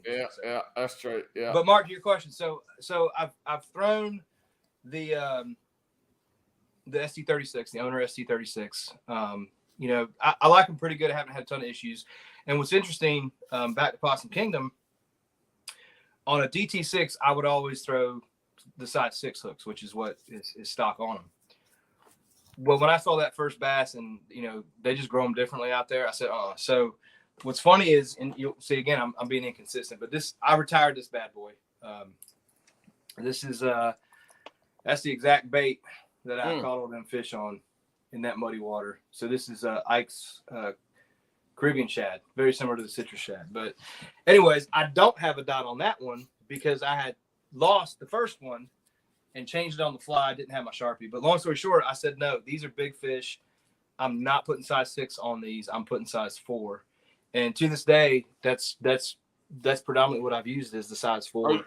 And are you putting regular shank or long shank? So that's the ST36 was the regular shank, and I've actually just picked up. I haven't used them yet, but I picked up the short shanks. I'm just gonna leave this light off. Y'all give me enough. That's fine. Yeah, you're good. Oh yeah. So, but what's weird because these are size 4, but they're more like an EWG style hook. And they just appear to be a lot bigger now. So I'm gonna try those. They look a little bit like the triple grips. Even do they have a little bit of in-bend to them? What do they call it? They call it the premium point precision. Right, Yeah. so it does have a. I'll get one out here for you. It doesn't have your typical, I guess consistent angle for the hook, for the 3 different points. You're probably not be able to see this on here, but put your hand behind it. There you go. I am a professional. Look at you. Where is the YouTube channel right now? Because this motherfucker has got it. You see that top side is super flat? Yeah. It's like a T. It's not a Y, it's a T. I guess that's the best way to say it. Damn it. Let me quit picking on you before you get back into the meat of this. Look at Al Borland from Home Improvement on the Bass and Brews podcast showing you a hook like a professional YouTuber. This is gold right now. Gold. So I haven't seen these on a hook yet, but yeah, so size 4. So what I have, and if people listen to this podcast and other shit I've talked about, people that know me personally, I'm not a big color guy. I think for me, my crankbaits are red, some kind of yellow orangish, and then shad. That's all you need. And that's it. That's what I throw. And I'll throw red fucking crankbaits in the dead of summer. And I'll catch fish on them. Matter of fact, this past summer and fall, where I was catching most of my fish and where I won money and did well in, was throwing the Spro Little John in spring crawl, which is like a yellowish orange with a couple little stripes on it. And they tore that shit up all summer and all fall. But it's a crayfish color. You'd think if you're throwing it where crayfish are, hopefully they're, Yeah, seen something similar to, right? But like a chili crawl, that deep dark red, that covers you in dirty water. Or if you want to throw that chartreuse, that yellow chartreuse covers you in dirty water. And then that white or shad pattern covers you for a shad pattern. So the way that I look at it is that covers kind of like all the color spectrums you would want to throw. And I'll say more often than not, the color doesn't matter. Now, does it matter at certain times? Yes, I will not argue that point. But in general, the color doesn't matter. You have to have the right depth and speed. And Evan Evers said this, is that you can throw the wrong bait in the right place and catch fish more than you can throw the right bait in the wrong place. And so that's the way I think about it. Does color matter? It can matter. I think it matters more in these clear lakes where we fish, y'all. Let's be real.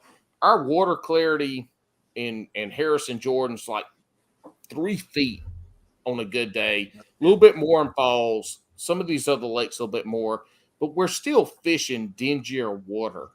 So it's just about putting a lure at the right depth and speed in front of those fish to catch them. Dave, how do you do your color? What's your color spectrum that you throw? You nailed it, man. So, and I haven't thrown a ton of red in the spring. What I was throwing last year was a lipless one knocker in fire crawl. Other than that, it was a chatterbait. So let me say this about red in the spring. I think in our area, the springtime is kind of the rainy season. That's when we're getting a lot of dingier water for us is then. Yeah. And I think the red plays probably with some crawfish, but the red plays well because the water's dingier. Yes. And so you could throw a dark red, black. Those darker colors are better in that dingier water. I don't necessarily think it's red. I think it's that darker color profile that plays better because of the springtime rains we get dingy our water up more. Well, and I think there's a lot of truth to that too. And I'll say something too, like for spring with the muddy water, and I'll go back to what I threw at Possum Kingdom is, this isn't the fire crawl, right? This is the moss crawl. So you have the red on the bottom, but you have the green top. So and when that's going through the water, it's I can't do it fast enough because I'll hook myself. But that contrast is what they see. Just like, I mean, on a flat side, like a chartreuse black, that's another great fall or spring muddy water. This one's the same. I mean, it's, this has obviously it's nothing but chartreuse and white on the bottom, but that blue top, I mean, when that's going through the water. Yeah. But that's a shad pattern because chartreuse to a bass comes across as bright white. Sure. Yeah. So I would say chartreuse colors, red in the spring. I go straight shad, so green gizzard shad. I mean, that's all you need. And then for pearl white, water, green chartreuse.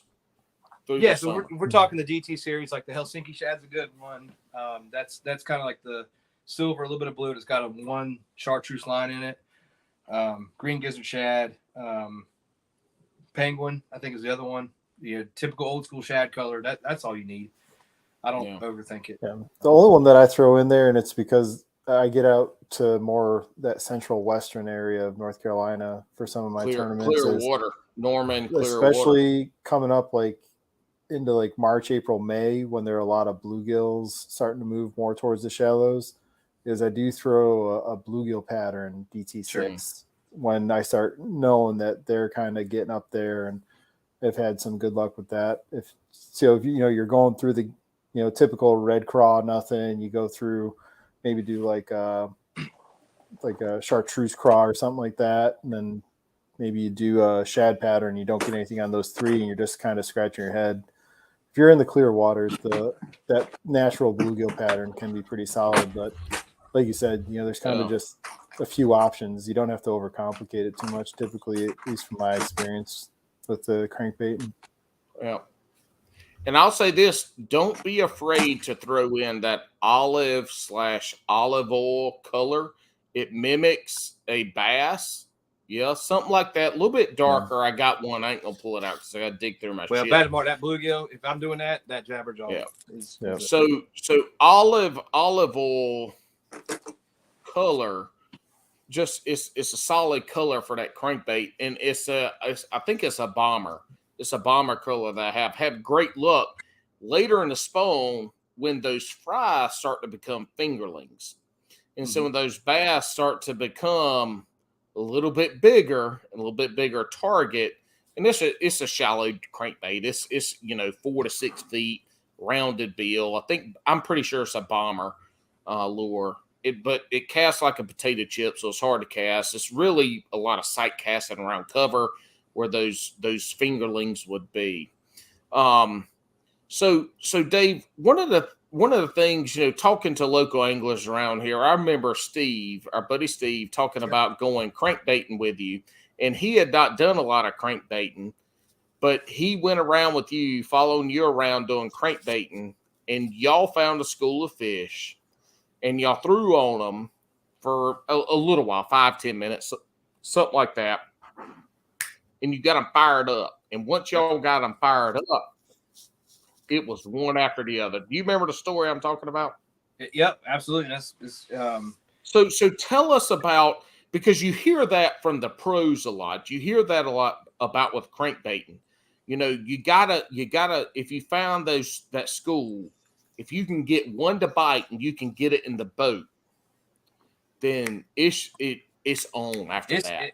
Tell us about hold on, damn it. Let me ask my question, damn it, Al. It's so exciting to get into it, man. Jeez, just like Al Borland, always interrupting Tim. Tim is the star. I am the star of this podcast. You're a guest. I'm the star. Don't interrupt the star. Hey, if I start finishing your sentences, then you can start worrying, because I've been told my whole life, quit finishing my sentence. If you start finishing my sentences, you're going to start giving me half of your winnings. Ain't been much lately, brother. Look, me either. But that's okay. We fish a lot alike. So Mark can go do his little damn jigging and shit like that. We're going to throw crankbaits and spinner baits. If we don't catch shit, we're going to be happy that we didn't have to tie on no drop shot to win. Anyway, different story.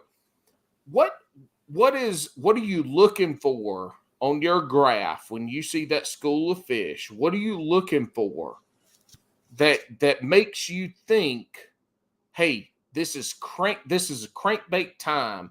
All we need to do is get one or two to bite, and then that they are. What does it look like on a graph? This is hard to do. Like this ain't damn fish the moment. We ain't gonna have no damn shit that y'all can see. So hopefully Dave is good enough to describe this scenario, because you hear it a lot. This is a big summertime pattern. So what does it look like, Dave? What do you do? Well, number one, you have to, it is 100% fish the conditions. In my opinion, you have to have some kind of water movement, whether it's current, which we don't have a ton of in this area. It can be wind blown. You can have wind seams. You have to wind. That's it. You have to have wind intersecting, or boats, or on Harris. Yes, that's absolutely true. I have had it happen. I've had it happen middle of the summer. It's 95 degrees out, and I'm catching fish in the middle of the day as soon as those jet skiers go over. And it is absolutely 100% true. But for me, it's not Harris. Go ahead. Well, so that's the thing. Like, and we'll take a little sidestep. People gonna pick on me because in the summertime, this past summer, I got on about the Sharon Harris bass bussing, and taking video. That YouTube video does not do justice of a school of 100 bass, but look, boiling water. It just doesn't do it justice, right? Yeah. But on those calm summer days where the wind's not blowing, it's the toughest to fish those school and bass. But let a jet ski or a few boats go by and just it doesn't have to be white capping, but some rolls in that wave, it'll fire them up just like that. Absolutely. Yeah. Yeah. And I've tried to will. I could take Mark and I'm sure you were there too. Fish Macintosh this past summer. I mean, I tried to will a crankbait bite in practice the whole time, and it wasn't happening. So sometimes you got to cut your losses.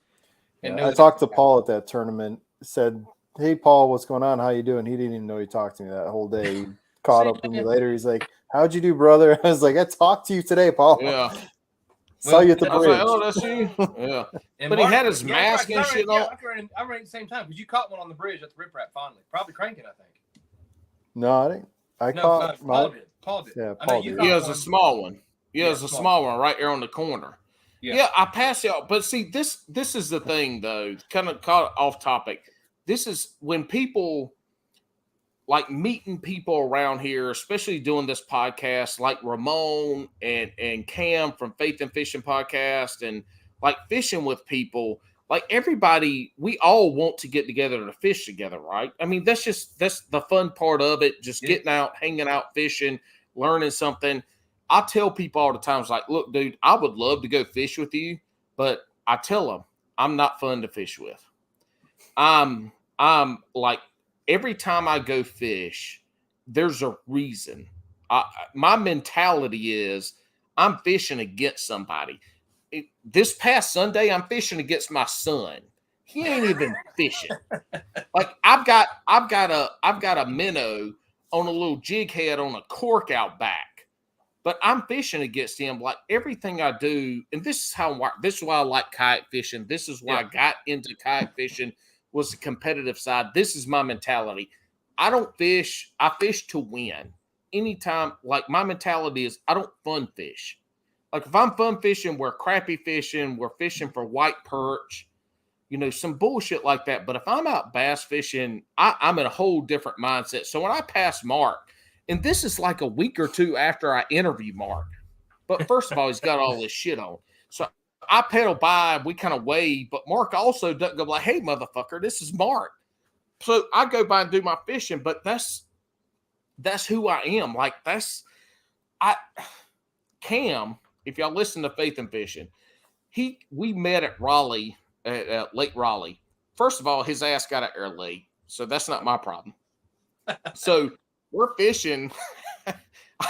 I did like 6 or 7 miles in the time I was out there, and Cam, I probably circled him 8 times. But anyway, yeah, it's like when I see people, usually it's a, "Hey, how's it going?" It's very quick. That's who I am. But I try to tell people that when they want to go fish, I'm like, "Look, I'm not fun to fish. First of all, I fish fast. Yeah, it's detrimental at sometimes, like in the winter, right? But in general, I'm going. I'm always going. I don't pay attention. I don't listen to music. I sit there in fucking silence, and I'm thinking all the time. I'm just fishing. You have to. I mean, you have to. I have no matter your motive, my blinders are like this for fishing. That's it. Yeah. And I get it. I mean, if you want to go out and tournament fish because it's fun, I mean, it is fun, right? But for me, there's a certain level where you hit that seriousness, like whether you can practice or not is one thing. Because I mean, how often does practice really pan out? I mean, it can, but when it's a grind, especially, I mean, that tournament you mentioned, I mean, same thing. Like I know Mark had one thing in mind and he stuck to his guns, and it was a grinder. Like that was a miserably hot day. He caught one fish. I mean, Macintosh, I went from the ramp all the way to Wheeler Bridge, and then took a Hail Mary and went all the way back past the dam. But I started where I started and fished for like 3 hours. Yeah, was within 150 yards of what's his name? Who won it? Was it Roland? Ricky Roland. Yeah, Rick. Yeah, I saw Rick catch 2 of his fish. I was that close. And I caught a big ass fish. I caught like a 21.5 incher. And that's the other thing too. I mean, I think it's really important. If there's any piece of advice, because I'm not a crankbait expert, but if I was going to give advice, I mean, granted, my experience is limited, but what I have learned to tell myself, you have to recognize in your mind, whether you have it predetermined or whether you figure it out on the fly, for me, there are tournaments where you need to move and you need to cover water, 100%. There are other times where you need to park yourself on a spot and wait them out or figure it out. And I've been successful doing both. I mean, my first 3 tournaments that I placed really well, I sat still, same spot, and it takes all day to get there, but you have to wait them out and have the mental capacity to say, because there was one point where so the event I won on Harris, there was one other kayaker in my area, kind of on the periphery watching, and I wasn't doing well at the time. Like, I'd caught a couple fish, they died off. And I was like, man, I want to go check this other spot. It's 100 yards away. And I gambled, went over there, and I knew, like, you just had to have that sixth sense, if you will. I was on that spot for 20 seconds, said, nope, this ain't right. And I went right back over there, dropped my anchor, and won that tournament with one fish with like 20 minutes left. And so there are times where you have to cover water. There are times where you have to sit still and have the confidence that what you're going to do is going to pan out. And I think, sometimes it does, sometimes it doesn't. That's part of it. I mean, Paul, I know I'll never fish with you again, or I'll never fish with you, period, because you had reached out to me at Falls in the Falls Lake event this fall. Like, hey, man, like, I'm going to fish here. If you want to get up fish, like, let's figure it out. Even the mention of that, I didn't catch a dang fish that all day, and you didn't either. So I ain't fishing with you. Sorry. It's nothing personal. Well, I don't think I didn't fish the falls in the fall. I did, because you put up north. Oh, yeah. Yes. Fuck Falls Lake. Falls Lake's the most terrible lake out of the 3 around us. Fuck that place. I hate Falls Lake. There ain't a bass in Falls Lake. I don't care what nobody submits. That shit's fake. That's aliens submitting those fish. Those bitches ain't in there. Fuck Falls Lake. I've got a theory. You're right, Dave. This. Yes, you're right. I remember that now. I've got a theory about lakes in general, and it actually kind of comes from like growing up where I'm back visiting right now. It's like a 7 to 9 year cycle. So when I first started tournament fishing was like 2011, 2012, maybe 2013. That was BC, right? 2011 BC. Yeah. Because right now you look like Moses. Hey, that's how I find my fish. You got Moses and Al Warren on this. I mean, what better can you do, man? I part the sea and the fish just stay right there. I was the original live scope. Mark's like a year older than me. Mark's a year older than me, and he looks like the perfect Santa Claus. Am I older than you? I don't. You might not be. I'm 40. I don't think. How old are y'all? Let's talk about it. I'm 37. 37 going on 77. What? Look, you're a wise old Al, my friend. And don't. I've got an old soul. You do. I love it. A white beard. And you rock out in a punk band now, and I freaking love it. It's true. Oh my God! Look. Here, I'm glad you brought that up, Dave. So this dude starts posting a bunch of band shit a couple months ago. I'm like, whoa, did you give up fishing? And so now when he posts shit about fishing, I'm like, oh, I see you found a little bit of time to go fishing again. Dude, I gave up golf, playing music live myself, and so I used to go rock collecting and gold prospecting. I hadn't done any 3 of those things since I started kayak fishing. So yeah, he's a little on the opposite side of the spectrum there. And I've still got tournament. I love you, Mark. You're my boy, Blue. I mean, Whitey. You're my boy, Whitey. I just want an opening gig at some point. I'll dust the strings off. Okay, we have messed up Mark's story. Mark, continue your story. Sorry, yeah. So, anyways, you're talking about Falls Lake. My first tournament ever was out at Falls Lake. It was in March. It was like 42 degrees at launch, if that. One of the guys was also like a first timer. He was there in khakis and a hoodie, and he was about to hop in a brand new Phoenix boat going 72 miles an hour up the lake. And so I hop in my buddy's boat that, just met that morning. And the guy that I was originally paired with, his motor was gone. So he just had a troll motor. So they let me hop in another guy's boat. Hold on. Welcome to North Carolina, motherfuckers, where we show up in a bass boat with a trolling motor only because we country. And he had a brand new Phoenix that was going to come in like in the coming weeks, and he was hoping he would have it for that tournament, and he didn't.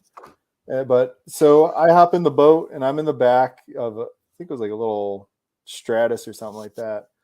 And the guy gets to, one of our first spots out on Falls Lake, and got chit-chatting and, just kind of finding each other's backstory. And he goes, "What are you throwing?" And I was throwing a rugby head from VMC with a little crayfish trailer on it. Because we were throwing it. What was that? Is that a swing head? No, it's just, it's kind of like a swing head, but with a weedless hook on it, and it's stationary. It's not swinging back and forth. And, he's kind of, I think he looked at me funny when I was throwing it, but I was thinking to myself, crayfish, we were fishing a rock point, like a big boulder rock point. And first fish I catch is over 6 pounds ever in a tournament. And I reel it in, and he's like, "All right, awesome. Good start." We went to another spot like at 12 o'clock, and I caught another like 2-pounder off of a flat. He goes in with 0 fish. I came in with 2 fish, and that was my first time on Falls Lake. And the guy that took the kid up that was in the khakis and a hoodie when it, wind chill of 30, he had, I think, 25 pounds out of Falls. And he's like, "Yeah, I caught probably, 25, 30 plus fish all day. And, like, had to coal. It was real tough."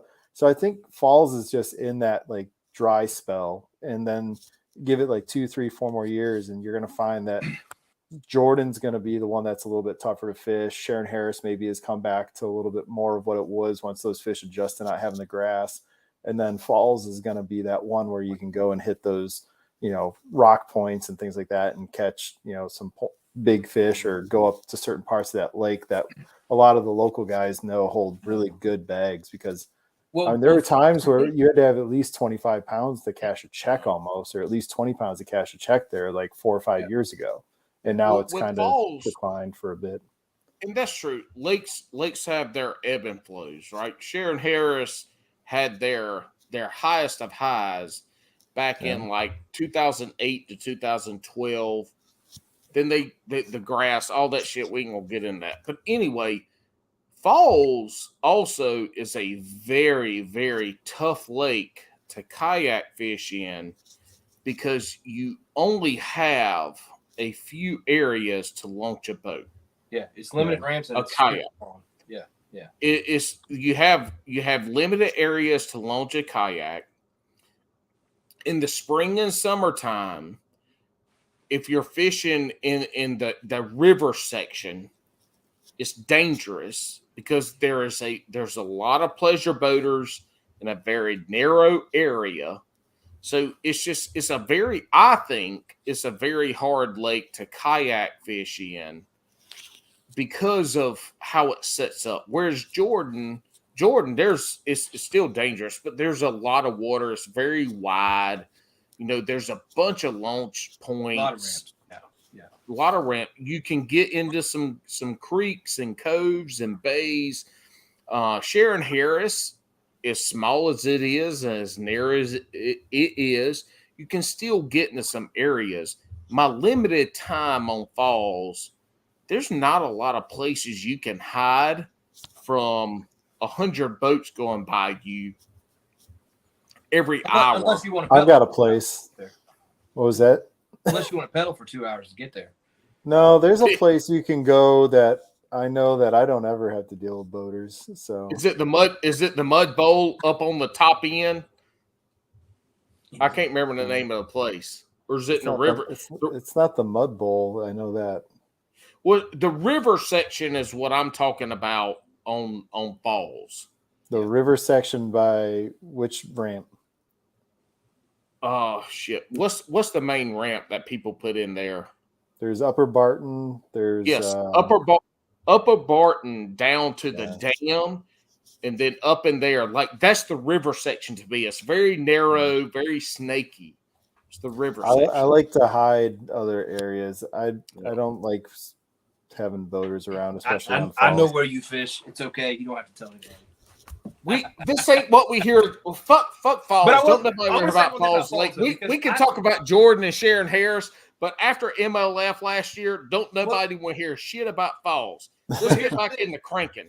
Let's get back into the crank. But I will say, falls. The first time MLF, you said it. First time they were here, falls showed out.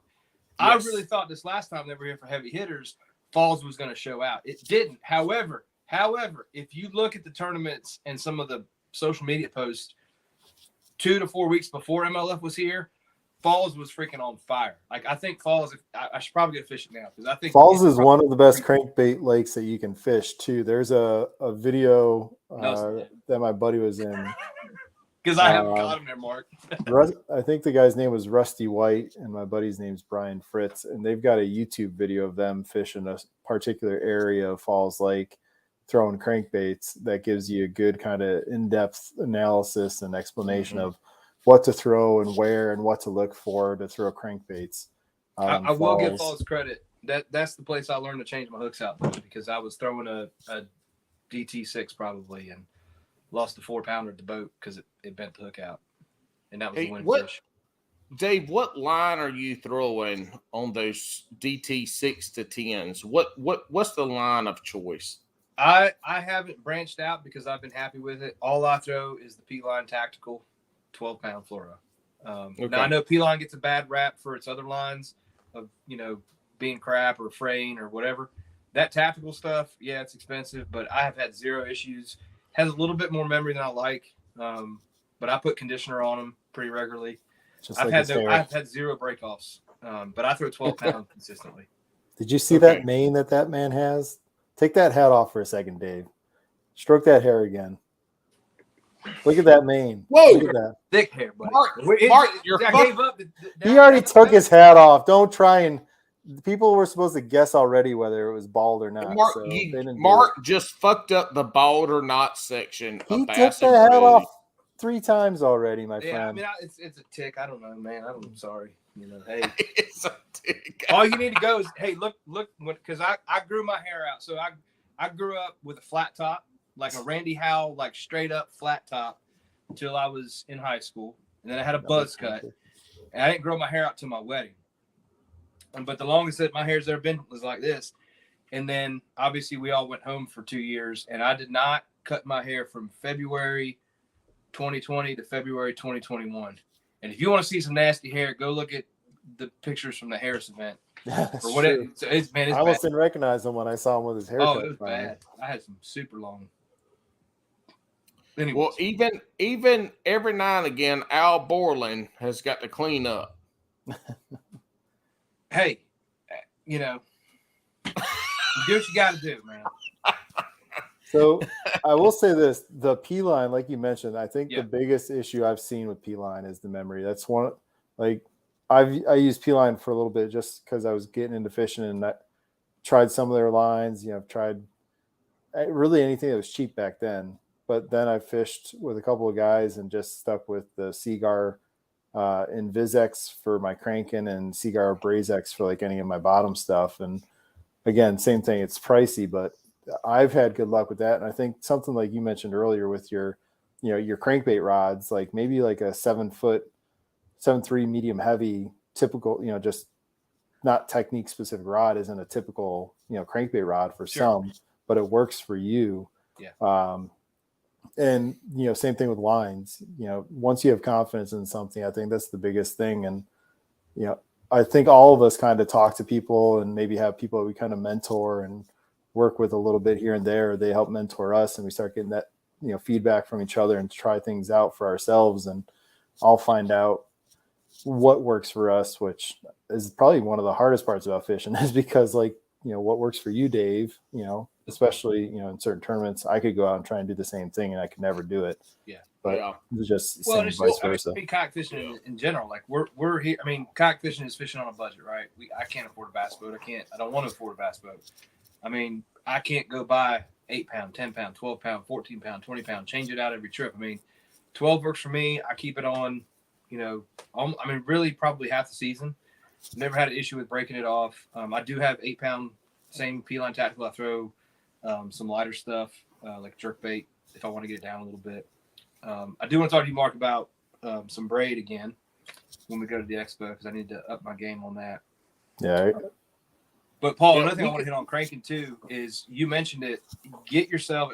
I'm sure there's different brands that do it, but so the SLX brand, the SLX line has the MGL reels. Mm-hmm.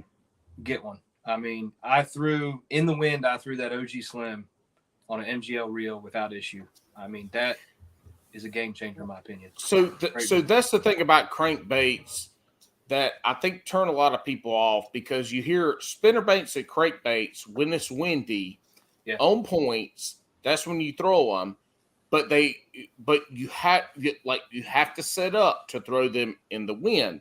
And if you're spot locking in a kayak or you're anchored in a kayak, you have to throw into the wind because that's how your shit sets up. But that's how you should be throwing it. And so crankbaits, not necessarily. In general. I have a debate in my mind now because I just put a anchor wizard on my kayak, right? I would love more than anything to put it on the front of my kayak because I mean I can look at where the wind direction is. I can, you don't have that much wobbling as you do in the back. But I'm like, well, I'm gonna snag my anchor line, right? And I'm trying to figure out, I'm sure you can do it, but to combo an anchor wizard with an anchor trolley, because I used to use a trolley and love the freedom of it. So yes, you can, but I'm in a Hobie, and when the wind's blowing, I'm sorry, but whoa, Team Native. Team Native's here, man. We Sorry, ain't gonna start this shit tonight. It wasn't in the rules, man. You didn't say it. Yeah. He gone. We ain't starting no Hobie hate. Look, here's the deal though. But using the anchor trolley, my line would get caught up in the rudder. Yeah, because you guys it hangs down, right? Right. So if I wanted to put the anchor in the back, so many times that line would get caught back up in there on the anchor trolley. It pissed me off to no end. But I love that. But here's the deal. I like throwing into the wind. The TOC at Kerr, or not the TOC, the battle at the border at Kerr. Look, where I was fishing, these points, when that wind kicked up at like 11 o'clock, those points created mud lines on the back of that point. I'm like, holy shit, this is fucking cranking a spinnerbait. And that's what I threw. I finished fourth. I should have finished first. I lost 2 fucking fish that morning on top water. One at the boat. One anyway. I threw the lure as far as I could throw it at the marina, and I didn't quite make it there. And then that angered me because I didn't hit the boat that I was aiming at. But anyway, what marina was that? What point was that? I need those waypoints because all I caught was spotted bass and curry. Maybe. Well, I know they were there. It was the marina off. I can't even damn Hibernia. The marina at Hibernia, but that ain't where I caught the fish that I caught that put me where I wasn't there. That was a good fish. That was like a 19, wasn't it?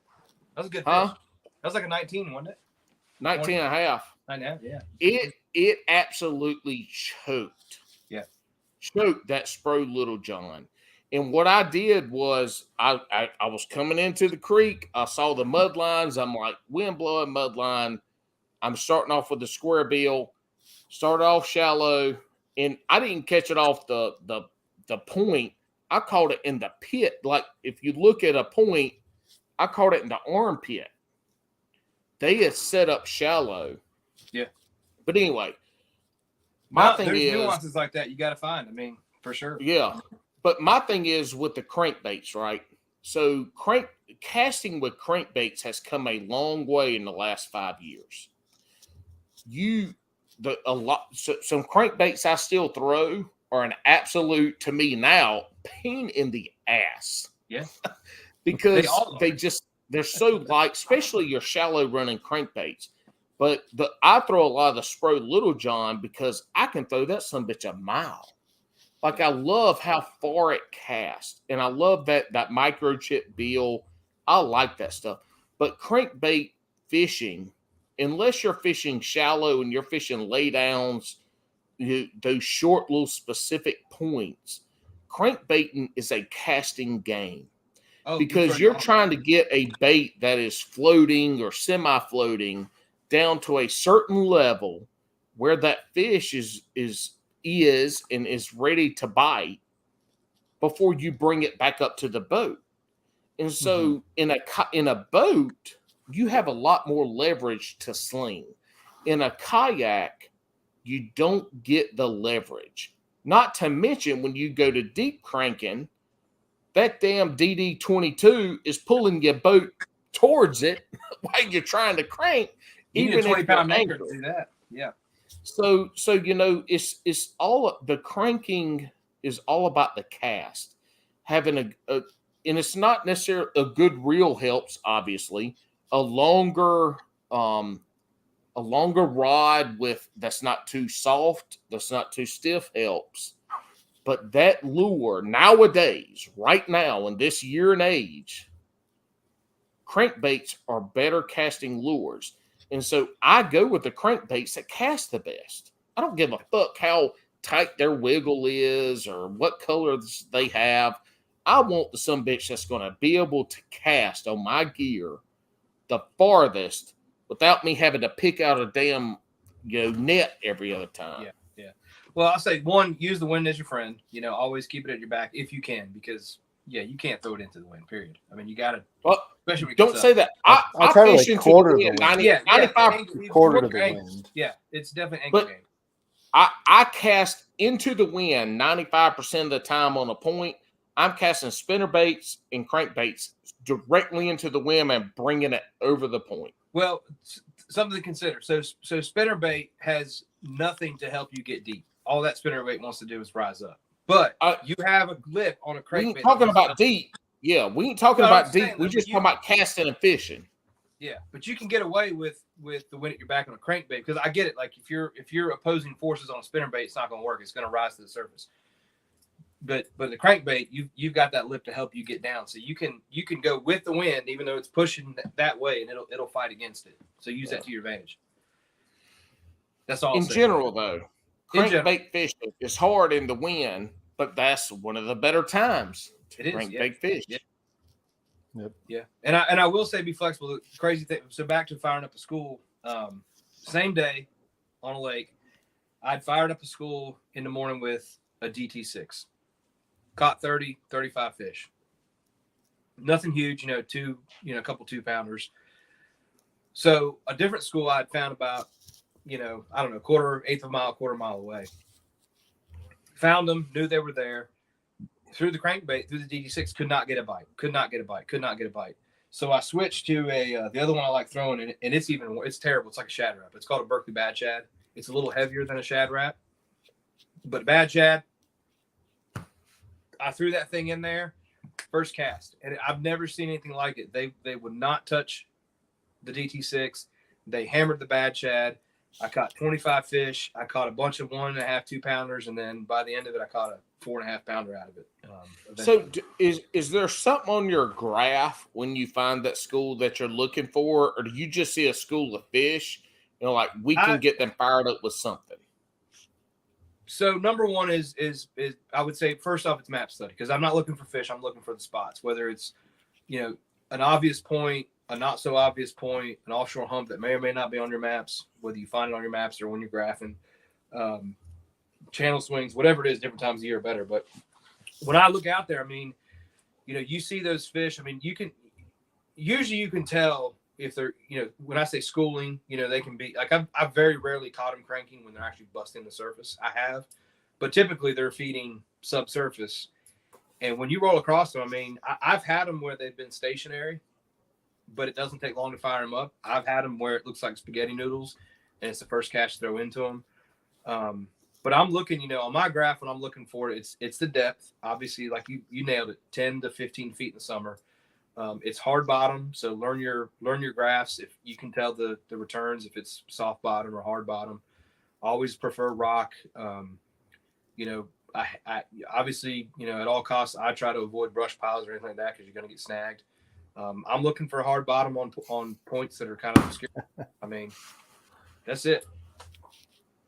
It's pretty simple. Look, I don't buy lures because I'm afraid to lose them. If I think throwing a crankbait into a brush pile is going to catch me a fish, I will throw that motherfucker into that brush pile, and I will lose every one in my tackle box. Get you a plug knocker. before I'm like, shit, I ain't got nothing else to throw up in there. Talk to Steve Perry, get you a plug knocker made by him. He makes a great one. So that's all you need. Usually I'm pretty good at getting them out. I mean, just because the one thing in my life I have patience with is getting hung up and trying to get it out. I have some patience. 3 hours saving $5, won't you? Huh? You'll spend 3 hours saving $5, won't you? You damn right I will. I won't spend that fucking long. But look, after 5 minutes, if it ain't out, I'm just. And then I'll wait for about 30 seconds to see if it floats up to the top, and if it don't, I'm gone. I'll buy another one tomorrow. But yeah. All right, look. So we getting up here almost at 2 hours. I said we was gonna keep this an hour and a half, but I said we were probably gonna go to 2. We already gonna be over 2. All good. But let's get this here. Some great information on cranking.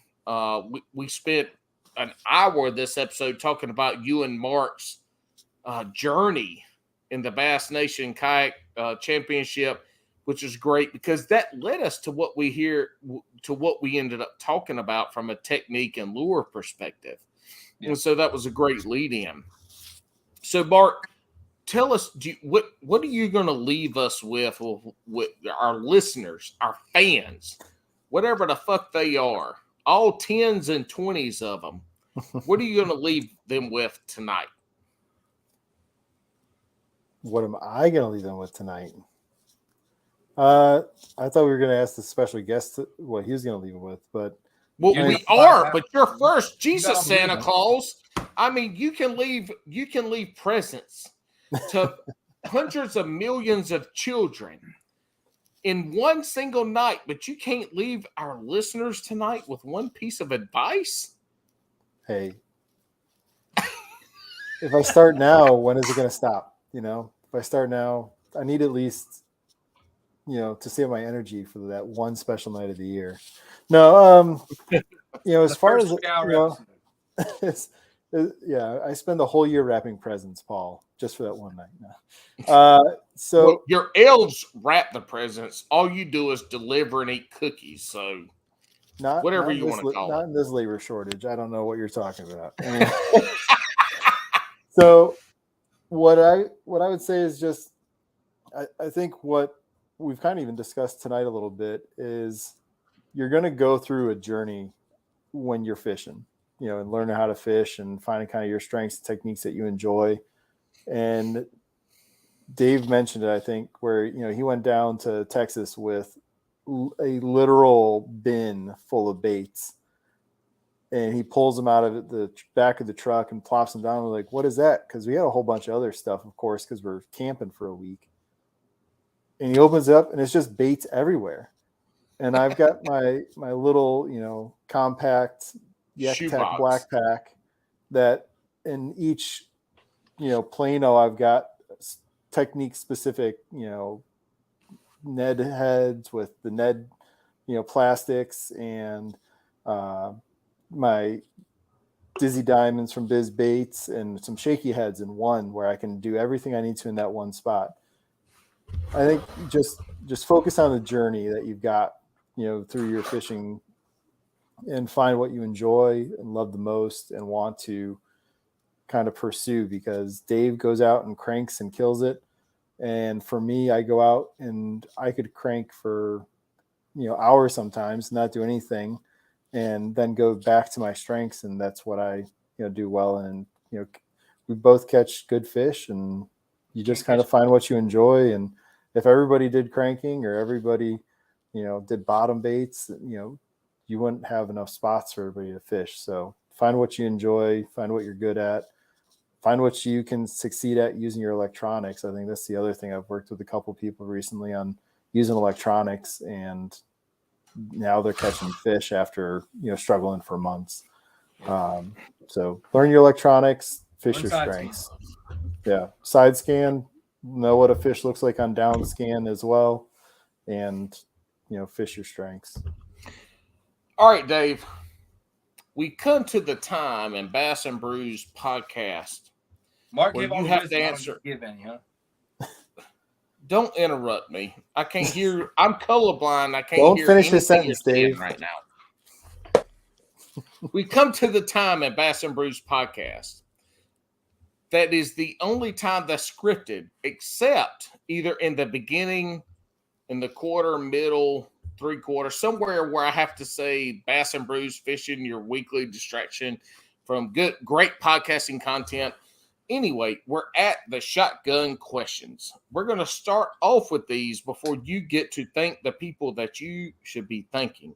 So, first question. Look, what are you doing? I've got something I'm gonna use to thank people with. I forgot about till now, so I'll just say we ain't there yet, House. Look, hey buddy, I'm just trying to improve your views because you said a box opening is what improves views. So I'm just trying to do you solid here. Look, we have fucking passed the time frame to do an unboxing. We should have done that shit at the first. We should have skipped your story of catching a catfish in a mud hole in Indiana. Well, and done the unboxing first. Let's get it over with then, because this is an ode to your past guest. I'll be quick about this. I was inspired because I love this dude. I've never met him. I just want to go out and have a fun time with him. And it's not you, Paul. Don't be offended. But I felt bad for the guy. So I went. Are we doing this now? Or are we waiting? We're doing it right Jesus now. Christ! I've lost control, y'all. I've lost control. How do we remove Paul from the shotgun round? How do we remove add Paul? 10 minutes to the shotgun round anyway? You're Unbox gonna know your who shit, this Dave. person is. The rules are no one tips off this person, right? That's the number one rule. I'm making rules on the show. I've only been on here for 2 hours. Get over it, Paul. But this guy right here, he's gonna know who he is. Hopefully he has stayed on here for 2 hours and 1 minute and 51 seconds. But I've got something for him. I want to hand him in person. Uh-oh. So if you can see what that is. The old Bill Dance. That's the old Bill Dance sperm lure. Yep. Oh, Lord. I know who this is. You know my who that Lord. is. So I want to replenish his stock. Whether I see him on a ramp sometime, because I will fish a QC event at some point, or maybe he'll come out here, or maybe we'll fish some podunk place somewhere. But my favorite thing was just made my heart full, Dave. You just made my heart full. Beat up and looks like it was ran over by a car, but it's unopened and still good condition. So I said, well, what's more rough and tumble than who that guy goes to? So Abide Fishing, buddy, Josh, if I want to see you on the water somewhere and this is yours, it has your name on it, you're going to catch a 10-pounder. Don't tip him off. He's got to watch this and find it. You can find me and you can get it. So we have a box opening. I have a gift. We're complete. We can go to shotgun round, but I'm going to throw you for a loop, so just bear with me. I should see him at Santee Dave, if you want. So if he listens, let's find out. We'll give him 2 weeks to message me. Josh has my cell phone number. So Josh, Abide Fishing, you message me when you see this episode and what Dave just said. And the coup de grace, because Bill Dance was there in Texas last year. If I see him next weekend or a couple weeks, it's going to have a John Hancock on it too. I will sit in that line. Dave, if he doesn't say anything, I'm going to bring it down to Santee and have it at the weigh-in. And I'll just be like talking to somebody and try and like be in earshot of him. Be like, man, did you see this? I got signed by Bill Dance and everything. And just see if he's like, wait, what? You got it. Hey, if I'm going to be down there, so we got to do it together. Because look, I'll watch every single one of Josh's YouTube videos. I swear to God, the only channel I watch every video is his. One, because he don't have a podcast, so I can't listen to that shit riding down the road.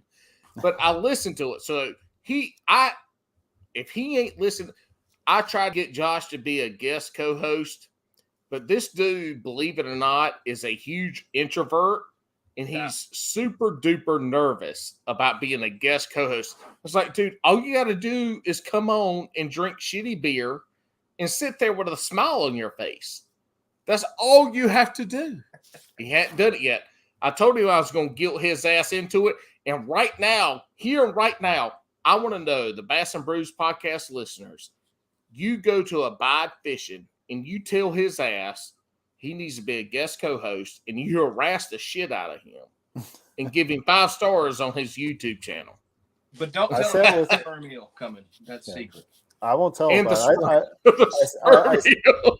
I sat with him at the weigh-in actually for Norman this past weekend. So I like it. And he had T-Rexes in guys, the Sandy Cooper we're video over 2 last hours year. now. So Paul, I want to get into the shotgun round with you. Where are you going? You can't. I got to get another damn alcoholic beverage because it's my last one too. I didn't know the signal for that, so I didn't know. Jesus Christ! But hey, man, so I think your listeners have gotten sick and tired of you asking a shotgun round. It's not so much a shotgun round anymore because we all listen to it. We know what to expect. I have answers for you. They're going to be great entertainment, but I want to flip the script and I'm just going to roll with it. And you can cut me off if you want, but I got 5 questions for your shotgun round. Are you ready? Okay. You can ask me anything you want, but let's do tit for tat, Hoss. First, Crocs or flip flops?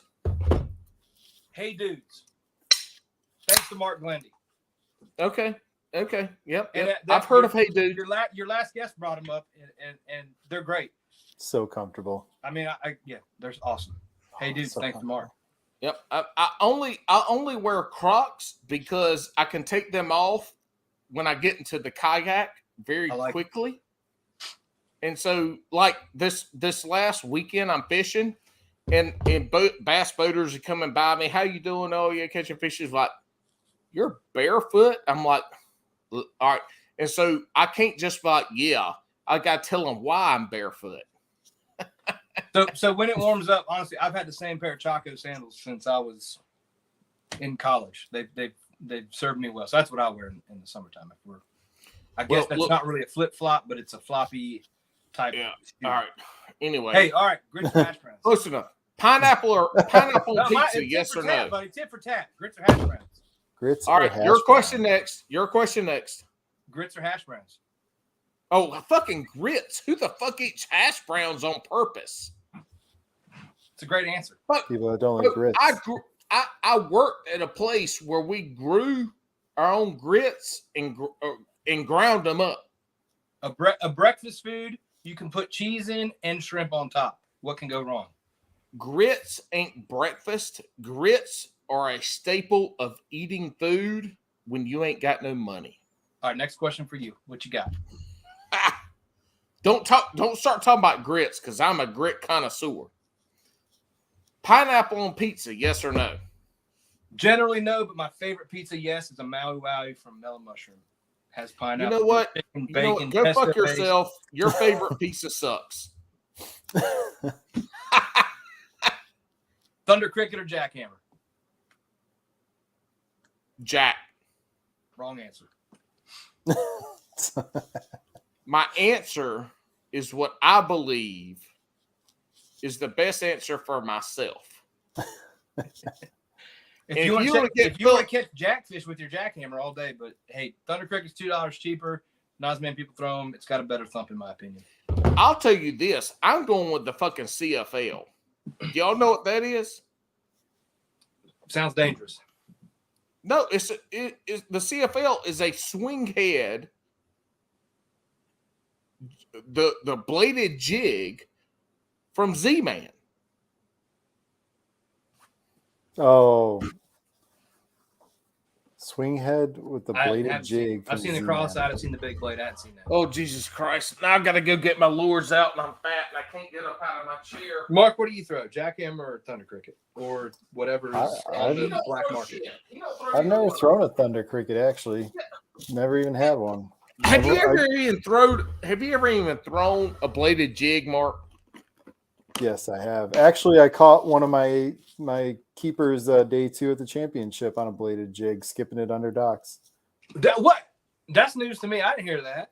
Yeah. You're holding out on me, man. I could have caught I could have caught that 5th one on day 1. That's a big time. So swing head bladed jig. So actually, you know what? You got to do the switchblade from Queen Tackle. That's what you need.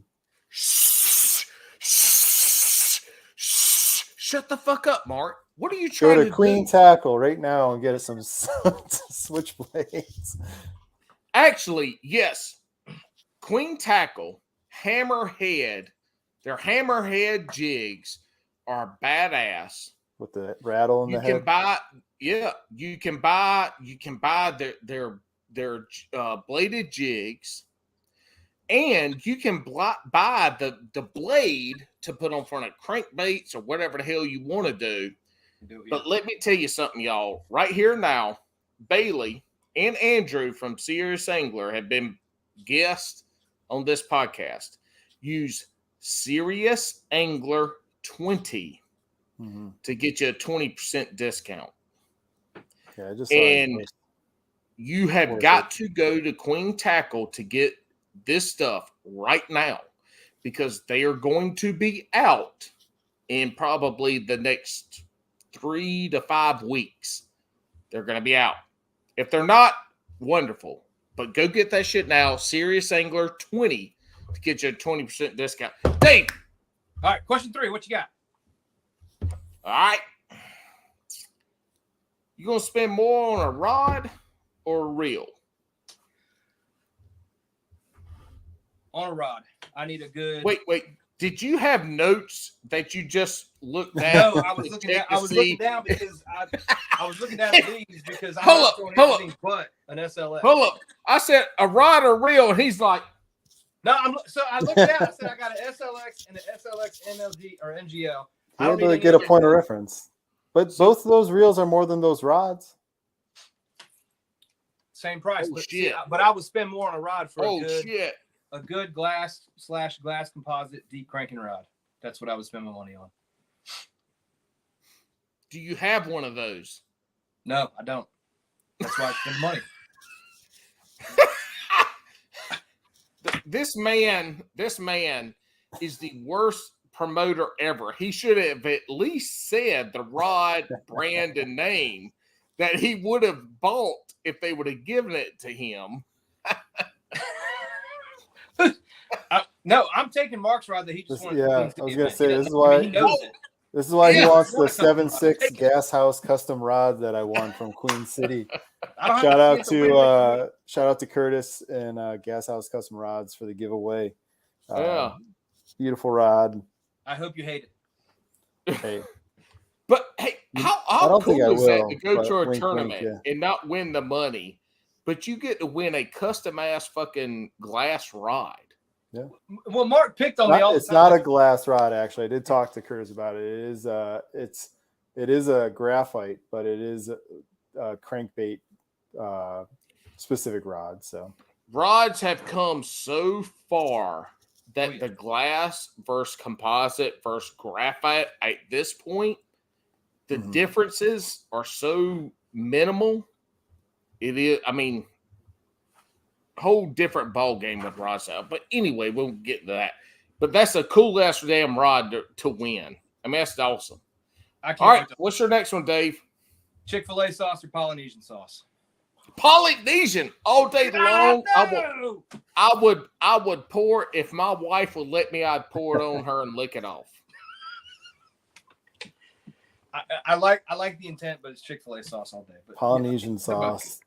I was introduced to that years ago, and every single time Polynesian. At the end of the day, we just feel sorry for the people who don't have Chick-fil-A's in their life. I mean, I think they've expanded their footprint almost everywhere. But Polynesian sauce with a few squirts of hot cock.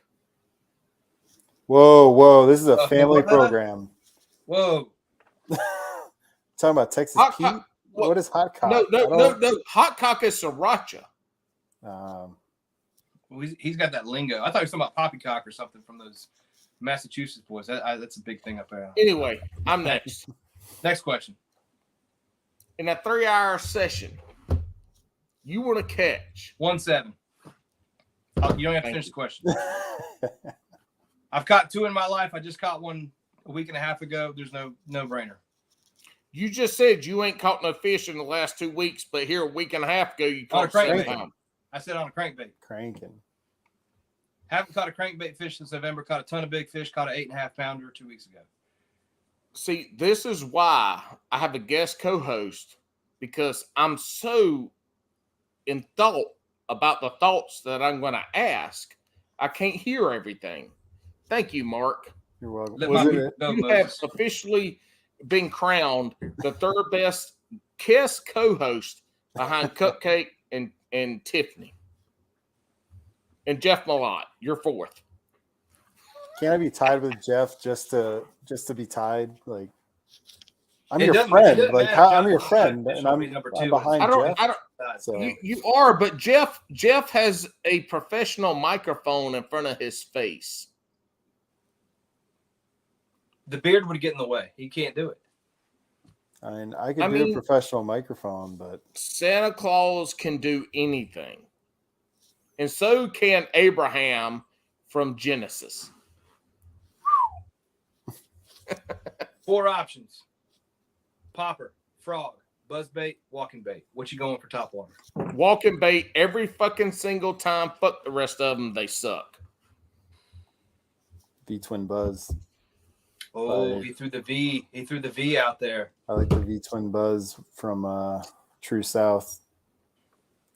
You remember how I whooped on those guys at at least whooped on you at that spring month long with 105 3/4 or whatever I had.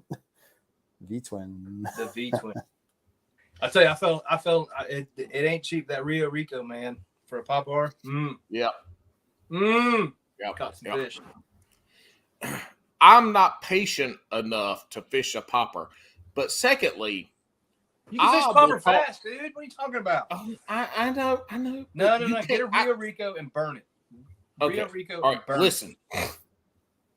I'll take the Spook Junior, not the Super Spook, not the puppy, the big one in the middle, which is I think 4 inches. So I'll walk it. Love a walking bait. Sometimes I'll reel it. 3 or 4 reels, let it sit. 3 or 4 reels, let it sit. And it does this. It goes tight. I'll do both. And the reeling, like, that's the kind of shit that I would give Can't Look Carter and tell him, just throw that shit out there and reel it in. And he would outfish me. But that's give him a weight bait. But see, that's the thing though. When people see that spook or that walking bait, they throw it out there and they want to walk the dog the whole time. Fast, slow, whatever, walk the dog.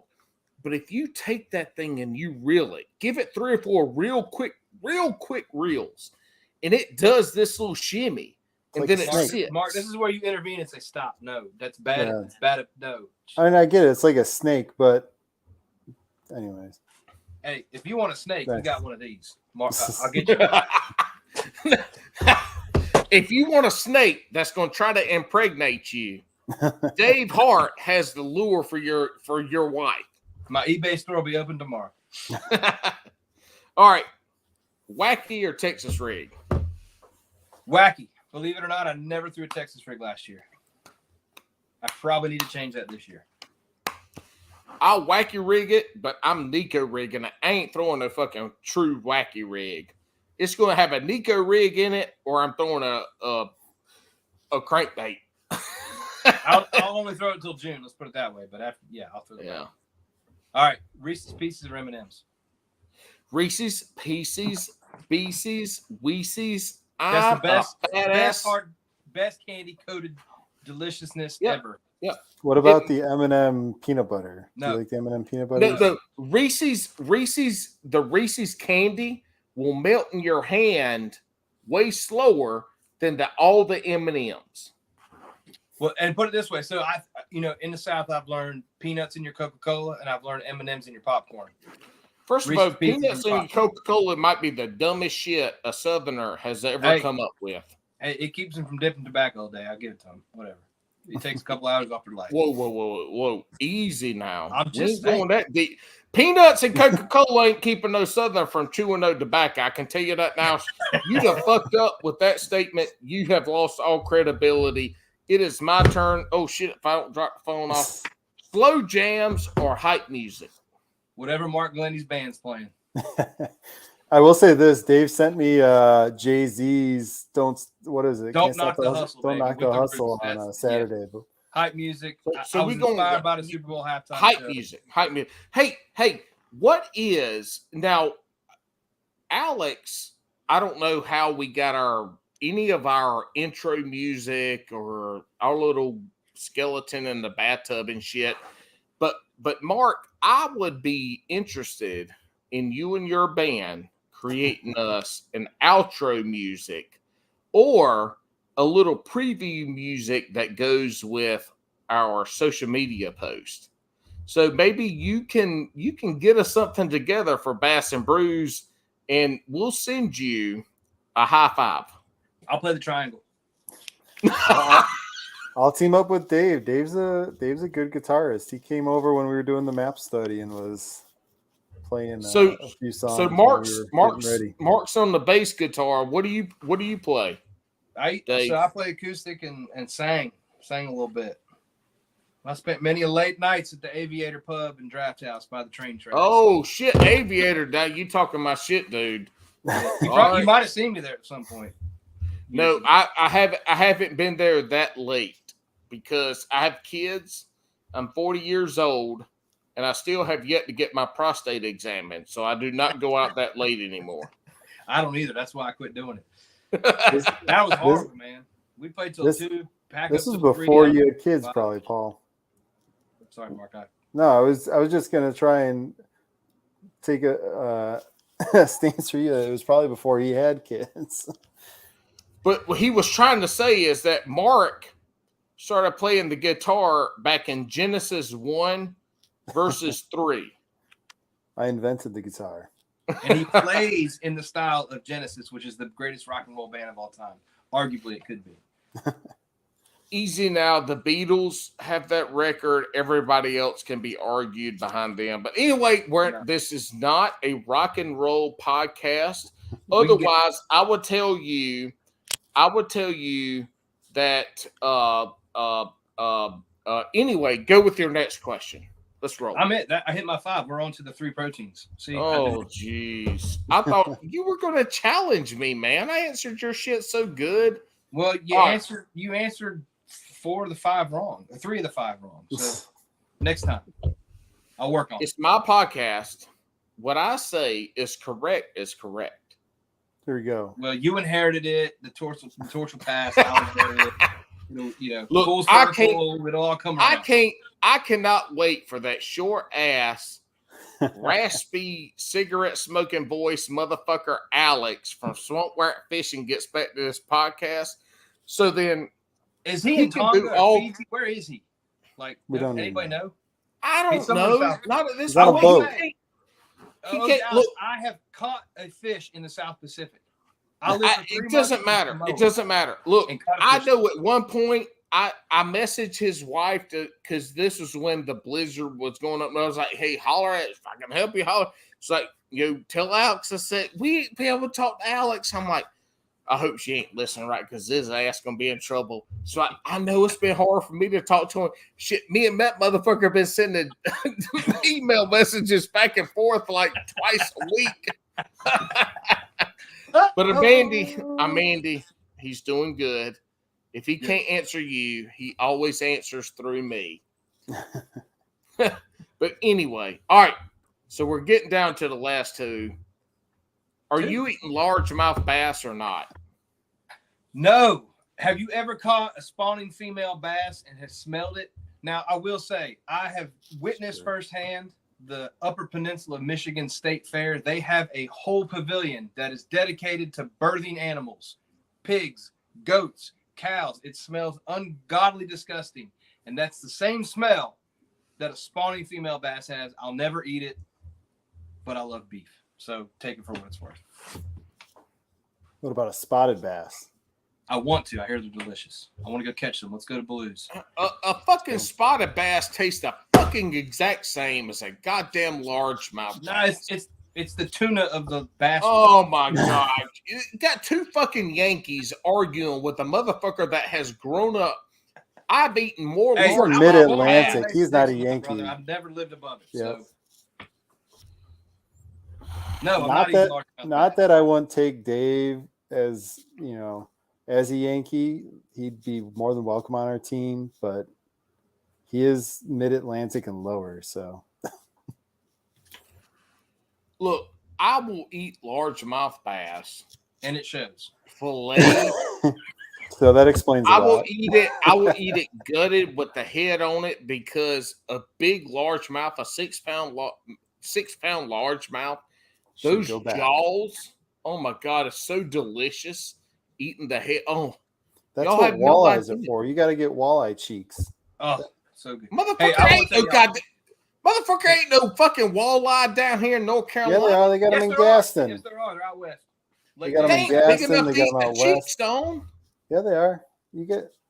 I got buddies catching 20 inches out in Gaston every now and then. We all got buddies catching 18-pound largemouth in Jordan and Harris, but Hey, we around ain't here- we ain't never seen them. I've seen them. Forget crappie, forget whatever. White perch. Harris is full of them. McIntosh apparently is full of them. Yeah. White Best perch and tasting Harris, freshwater fish I've had in a long time. Not as good as walleye, not as good as yellow perch. White perch, on fire. and Harris are gone. Last winter, it's all I could catch. I was catching like 12, 14-inch white perch.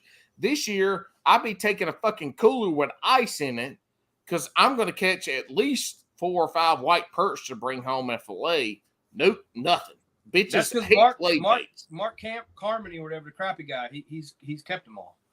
Yeah, I know. We had That's that good, though. Wildcat thing at Harris. Oh, He shit. kept 80 of them. Oh, shit. Y'all going to have to hold on. This motherfucker was recording everything I said in my notes. In my notes, for the notes that I have, don't fuck up while Alex is gone on Brass and Brews podcast. And here we me are delete- 2.5 hours later. Oh, shit. Look, when he gets back, he thinks he's going to have 45-minute podcast. He has lost his fucking mind. That shit ain't happening. I just want to know All when part 2 starts. All right. So this, Dave, Rephrase. you've listened to this podcast enough. You know the question that's coming. You have practiced it. This question is very important because you might be like, and I know I've gone at least 2 episodes without mentioning it. So I'm going to bring it up now. Bailey from Serious Angler said probably the dumbest fucking answer ever. And then we've had one of our greatest guests ever, and a fellow hooks at Hoodlum, said cheese. So you're going to have to answer this shit properly, or you're going to live in infamy. We're going to nail it.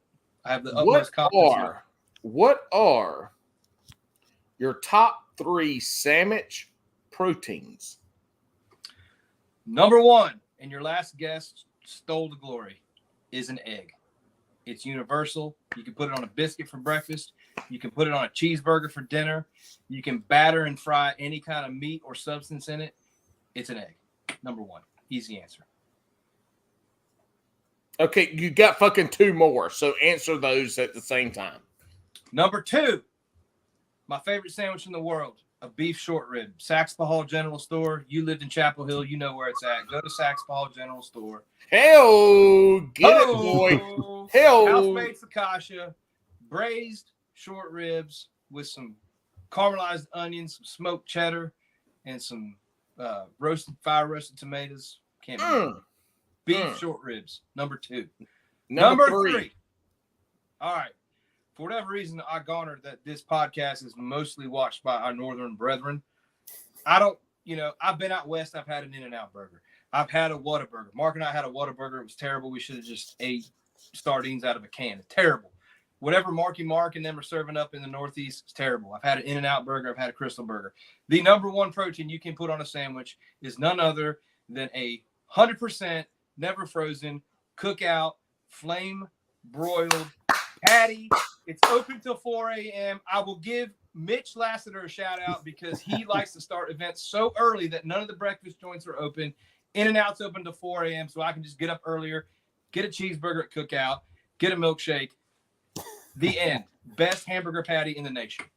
That's the truth. I will say this. They do flame broiled good ass hamburgers, but they will fuck up. 9 out of 10 orders you make, they gonna fuck up. You want the wrong cookout, brother. But here's the thing. Here they're gonna fuck up your fries and what goes on your burger and all that. But you're gonna get a good ass juicy. But the protein hot-ass is where it's burger. at. That's the topic. That's right. The That's right. They don't All screw right. that. Mark, tell us who you want to thank, buddy. I mean, first off, Paul and Alex. I know Alex isn't on here, but thank you guys for starting up this Alex. podcast. Giving I know you mean that as a term of endearment for him. So, but just thank you guys for creating a place for us kind of average Joes to get up and just talk fishing, because I think that's one of the most fun things about the community and that. So appreciate, want to thank Dave for coming on, and also want to kind of thank Dave for, what we've been able to, I'd kind of say achieve together, over the last couple of years of getting to learn a lot about the kayak fishing game ourselves together and learn from each other, and just being, open and honest about what we're trying, and whether it's successful or not. And that's helped, I think, both of us go a long way. I do work with a few companies. 13 Fishing has been really coming a long way. I know Gerald Swindle and Chris Zaldane and Brian Latimer, and a bunch of people are hopping on to the team with 13 Fishing, and things are really advancing. They've kind of gone through their growing pains early on years ago, and just doing an awesome job there. Biz Baits and True South, the local North Carolina company, they just did the Bourbon Blaze release. So check out their plastics and hard baits. They've got spinner baits, jigs, shaky heads, Ned rigs, amphibia eye gear. I see guys buying new sunglasses after they dropped them in the drink, and that, I never have to worry about it with the amphibias. Also great ANSI rated lenses, so I don't have to worry about a weight going through my lens and hitting me in the eye. And Liquid Mayhem, I know spring's coming up. A lot of those fish are moving up shallow. You need something just makes it a little bit more realistic, and Liquid Mayhem uses the real juice in it. So I know we've got local guys too that, with bass juice and things like that with the juice. Gotten to catch up with them a little bit. Awesome people. So if you're looking to support local, pick up some of the juice.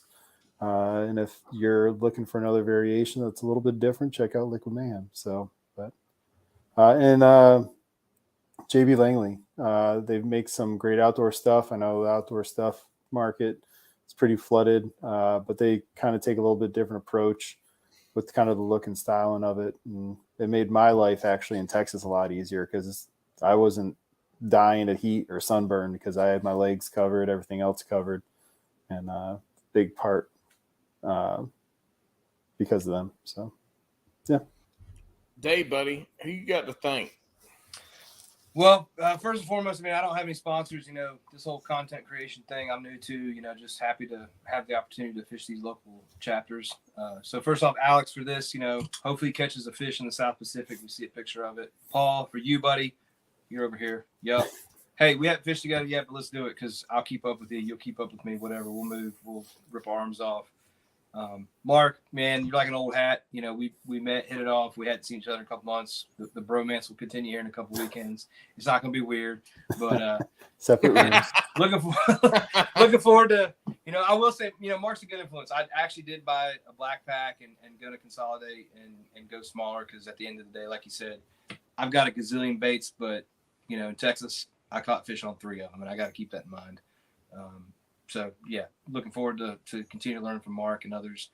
I will say shout out to, so I have fished and will fish the 3 local chapters here. So Mitch with CCKF and Eric Nelson with CKA and Vince with Queen City. I think Vince is the only one I haven't met in person, but I will. Vinny, not Vince. Sorry, Yeah. Vinny. The commish. The commish. Hey, look, he got spiky hair, so you can call him Vince, Yeah. Vinny, Vincent. One of my Bernard. that's why It don't matter. I don't know, but yeah, to those 3 guys, because man, I know there was 2 of them are old school, one of them's really big. Mitch with CCKF's new on the scene, and that's where I cut my teeth. So I'll this upcoming year, I'll probably fish most events with them just because it's convenient for my schedule. I'm also taking on, got asked to join the Lunkers team with the KFL. So shout out to all those guys on the team, Matt Hortensi and Matt Dunn, Don Trail Sullivan, Mike Wimmer, and Steve Perry. So all those guys, if I'm missing any of them, sorry, but just appreciate the opportunity to fish with them. I mean, for me, it's just another way to learn and gain knowledge, because again, like, you don't know what you don't know. Like, I have stuff to learn from those guys. I've already, we've already coordinated really well. I have stuff to offer. Mark nailed it, like my map study. I have a GIS background, so just putting that into play, with what techniques work for those guys. And I will say one thing I want to hit on too is kind of a snapback, since I don't have any sponsors to talk about. I still got to earn my keep and figure that out. But back to the Texas thing. I mean, I think it's no coincidence. We were at the check-in for that, and we didn't ask the guy to sit down. But he just happened to find our table. So it was myself, Mark, and Justin Faircloth, who also fishes these local trails. John Stewart, the director of BASS and those tournaments, sat down with us. It was meant to be. He heard our grievances. We didn't even know half the story, at least I didn't, about what bass or bass was not in the kayak scene here in North Carolina. I know it wasn't existent. I know it was clunky. But shout out to John Stewart, because he listened. However it panned out, I don't care. But we now have a means to go fish the BASS Nation in North Carolina through the 3 local trails. So back, full circle back to the 3 directors for coordinating that. Hey, we're all learning. And I'll just say for those, it's going to be clunky. There's guys that are, not going to be happy with change. They're going to, contest what is to be. Just let it play out. Be patient. You can only control what you can control. And that for me, just that goes on the water. Have an open mind, know your strengths, trust yourself, trust your your instincts, and let the rest play out, because that's all we're here for. I don't feel like I deserve to go to a national stage and compete and beat some of these big names, but I did, and I'm not tooting my own horn, but anybody can do it. It's any given Sunday mentality. I mean, Paul, you come from a football background. It's a game of inches. It's a game of matchups. Play to your strengths and see how things fall out. And that's all you can do in this game. Enjoy it. Be competitive.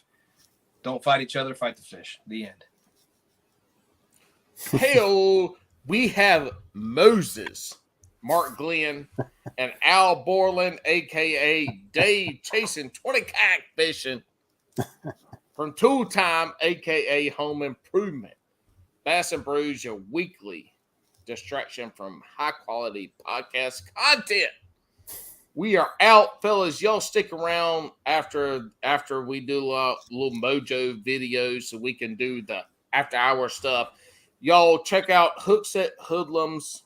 They got the winter gear still right now because they up in the north, but we got some spring and winter and summer stuff coming. Check them out. Heels 10 for a little bit of a discount. I got my Bass U hat on tonight. Check them out, because I think this is the last month for 60 days off for what they're running. But y'all check them out. Thank y'all for coming on, fellas. Oh, shit. Dave done busted out, and he is eating the Dinty Moore. We're going to have a podcast on country food, because we got to talk about some chili and some soup in the can. All right. We're out, y'all. I got a new mid-tourney snack. We're out. We'll see y'all later.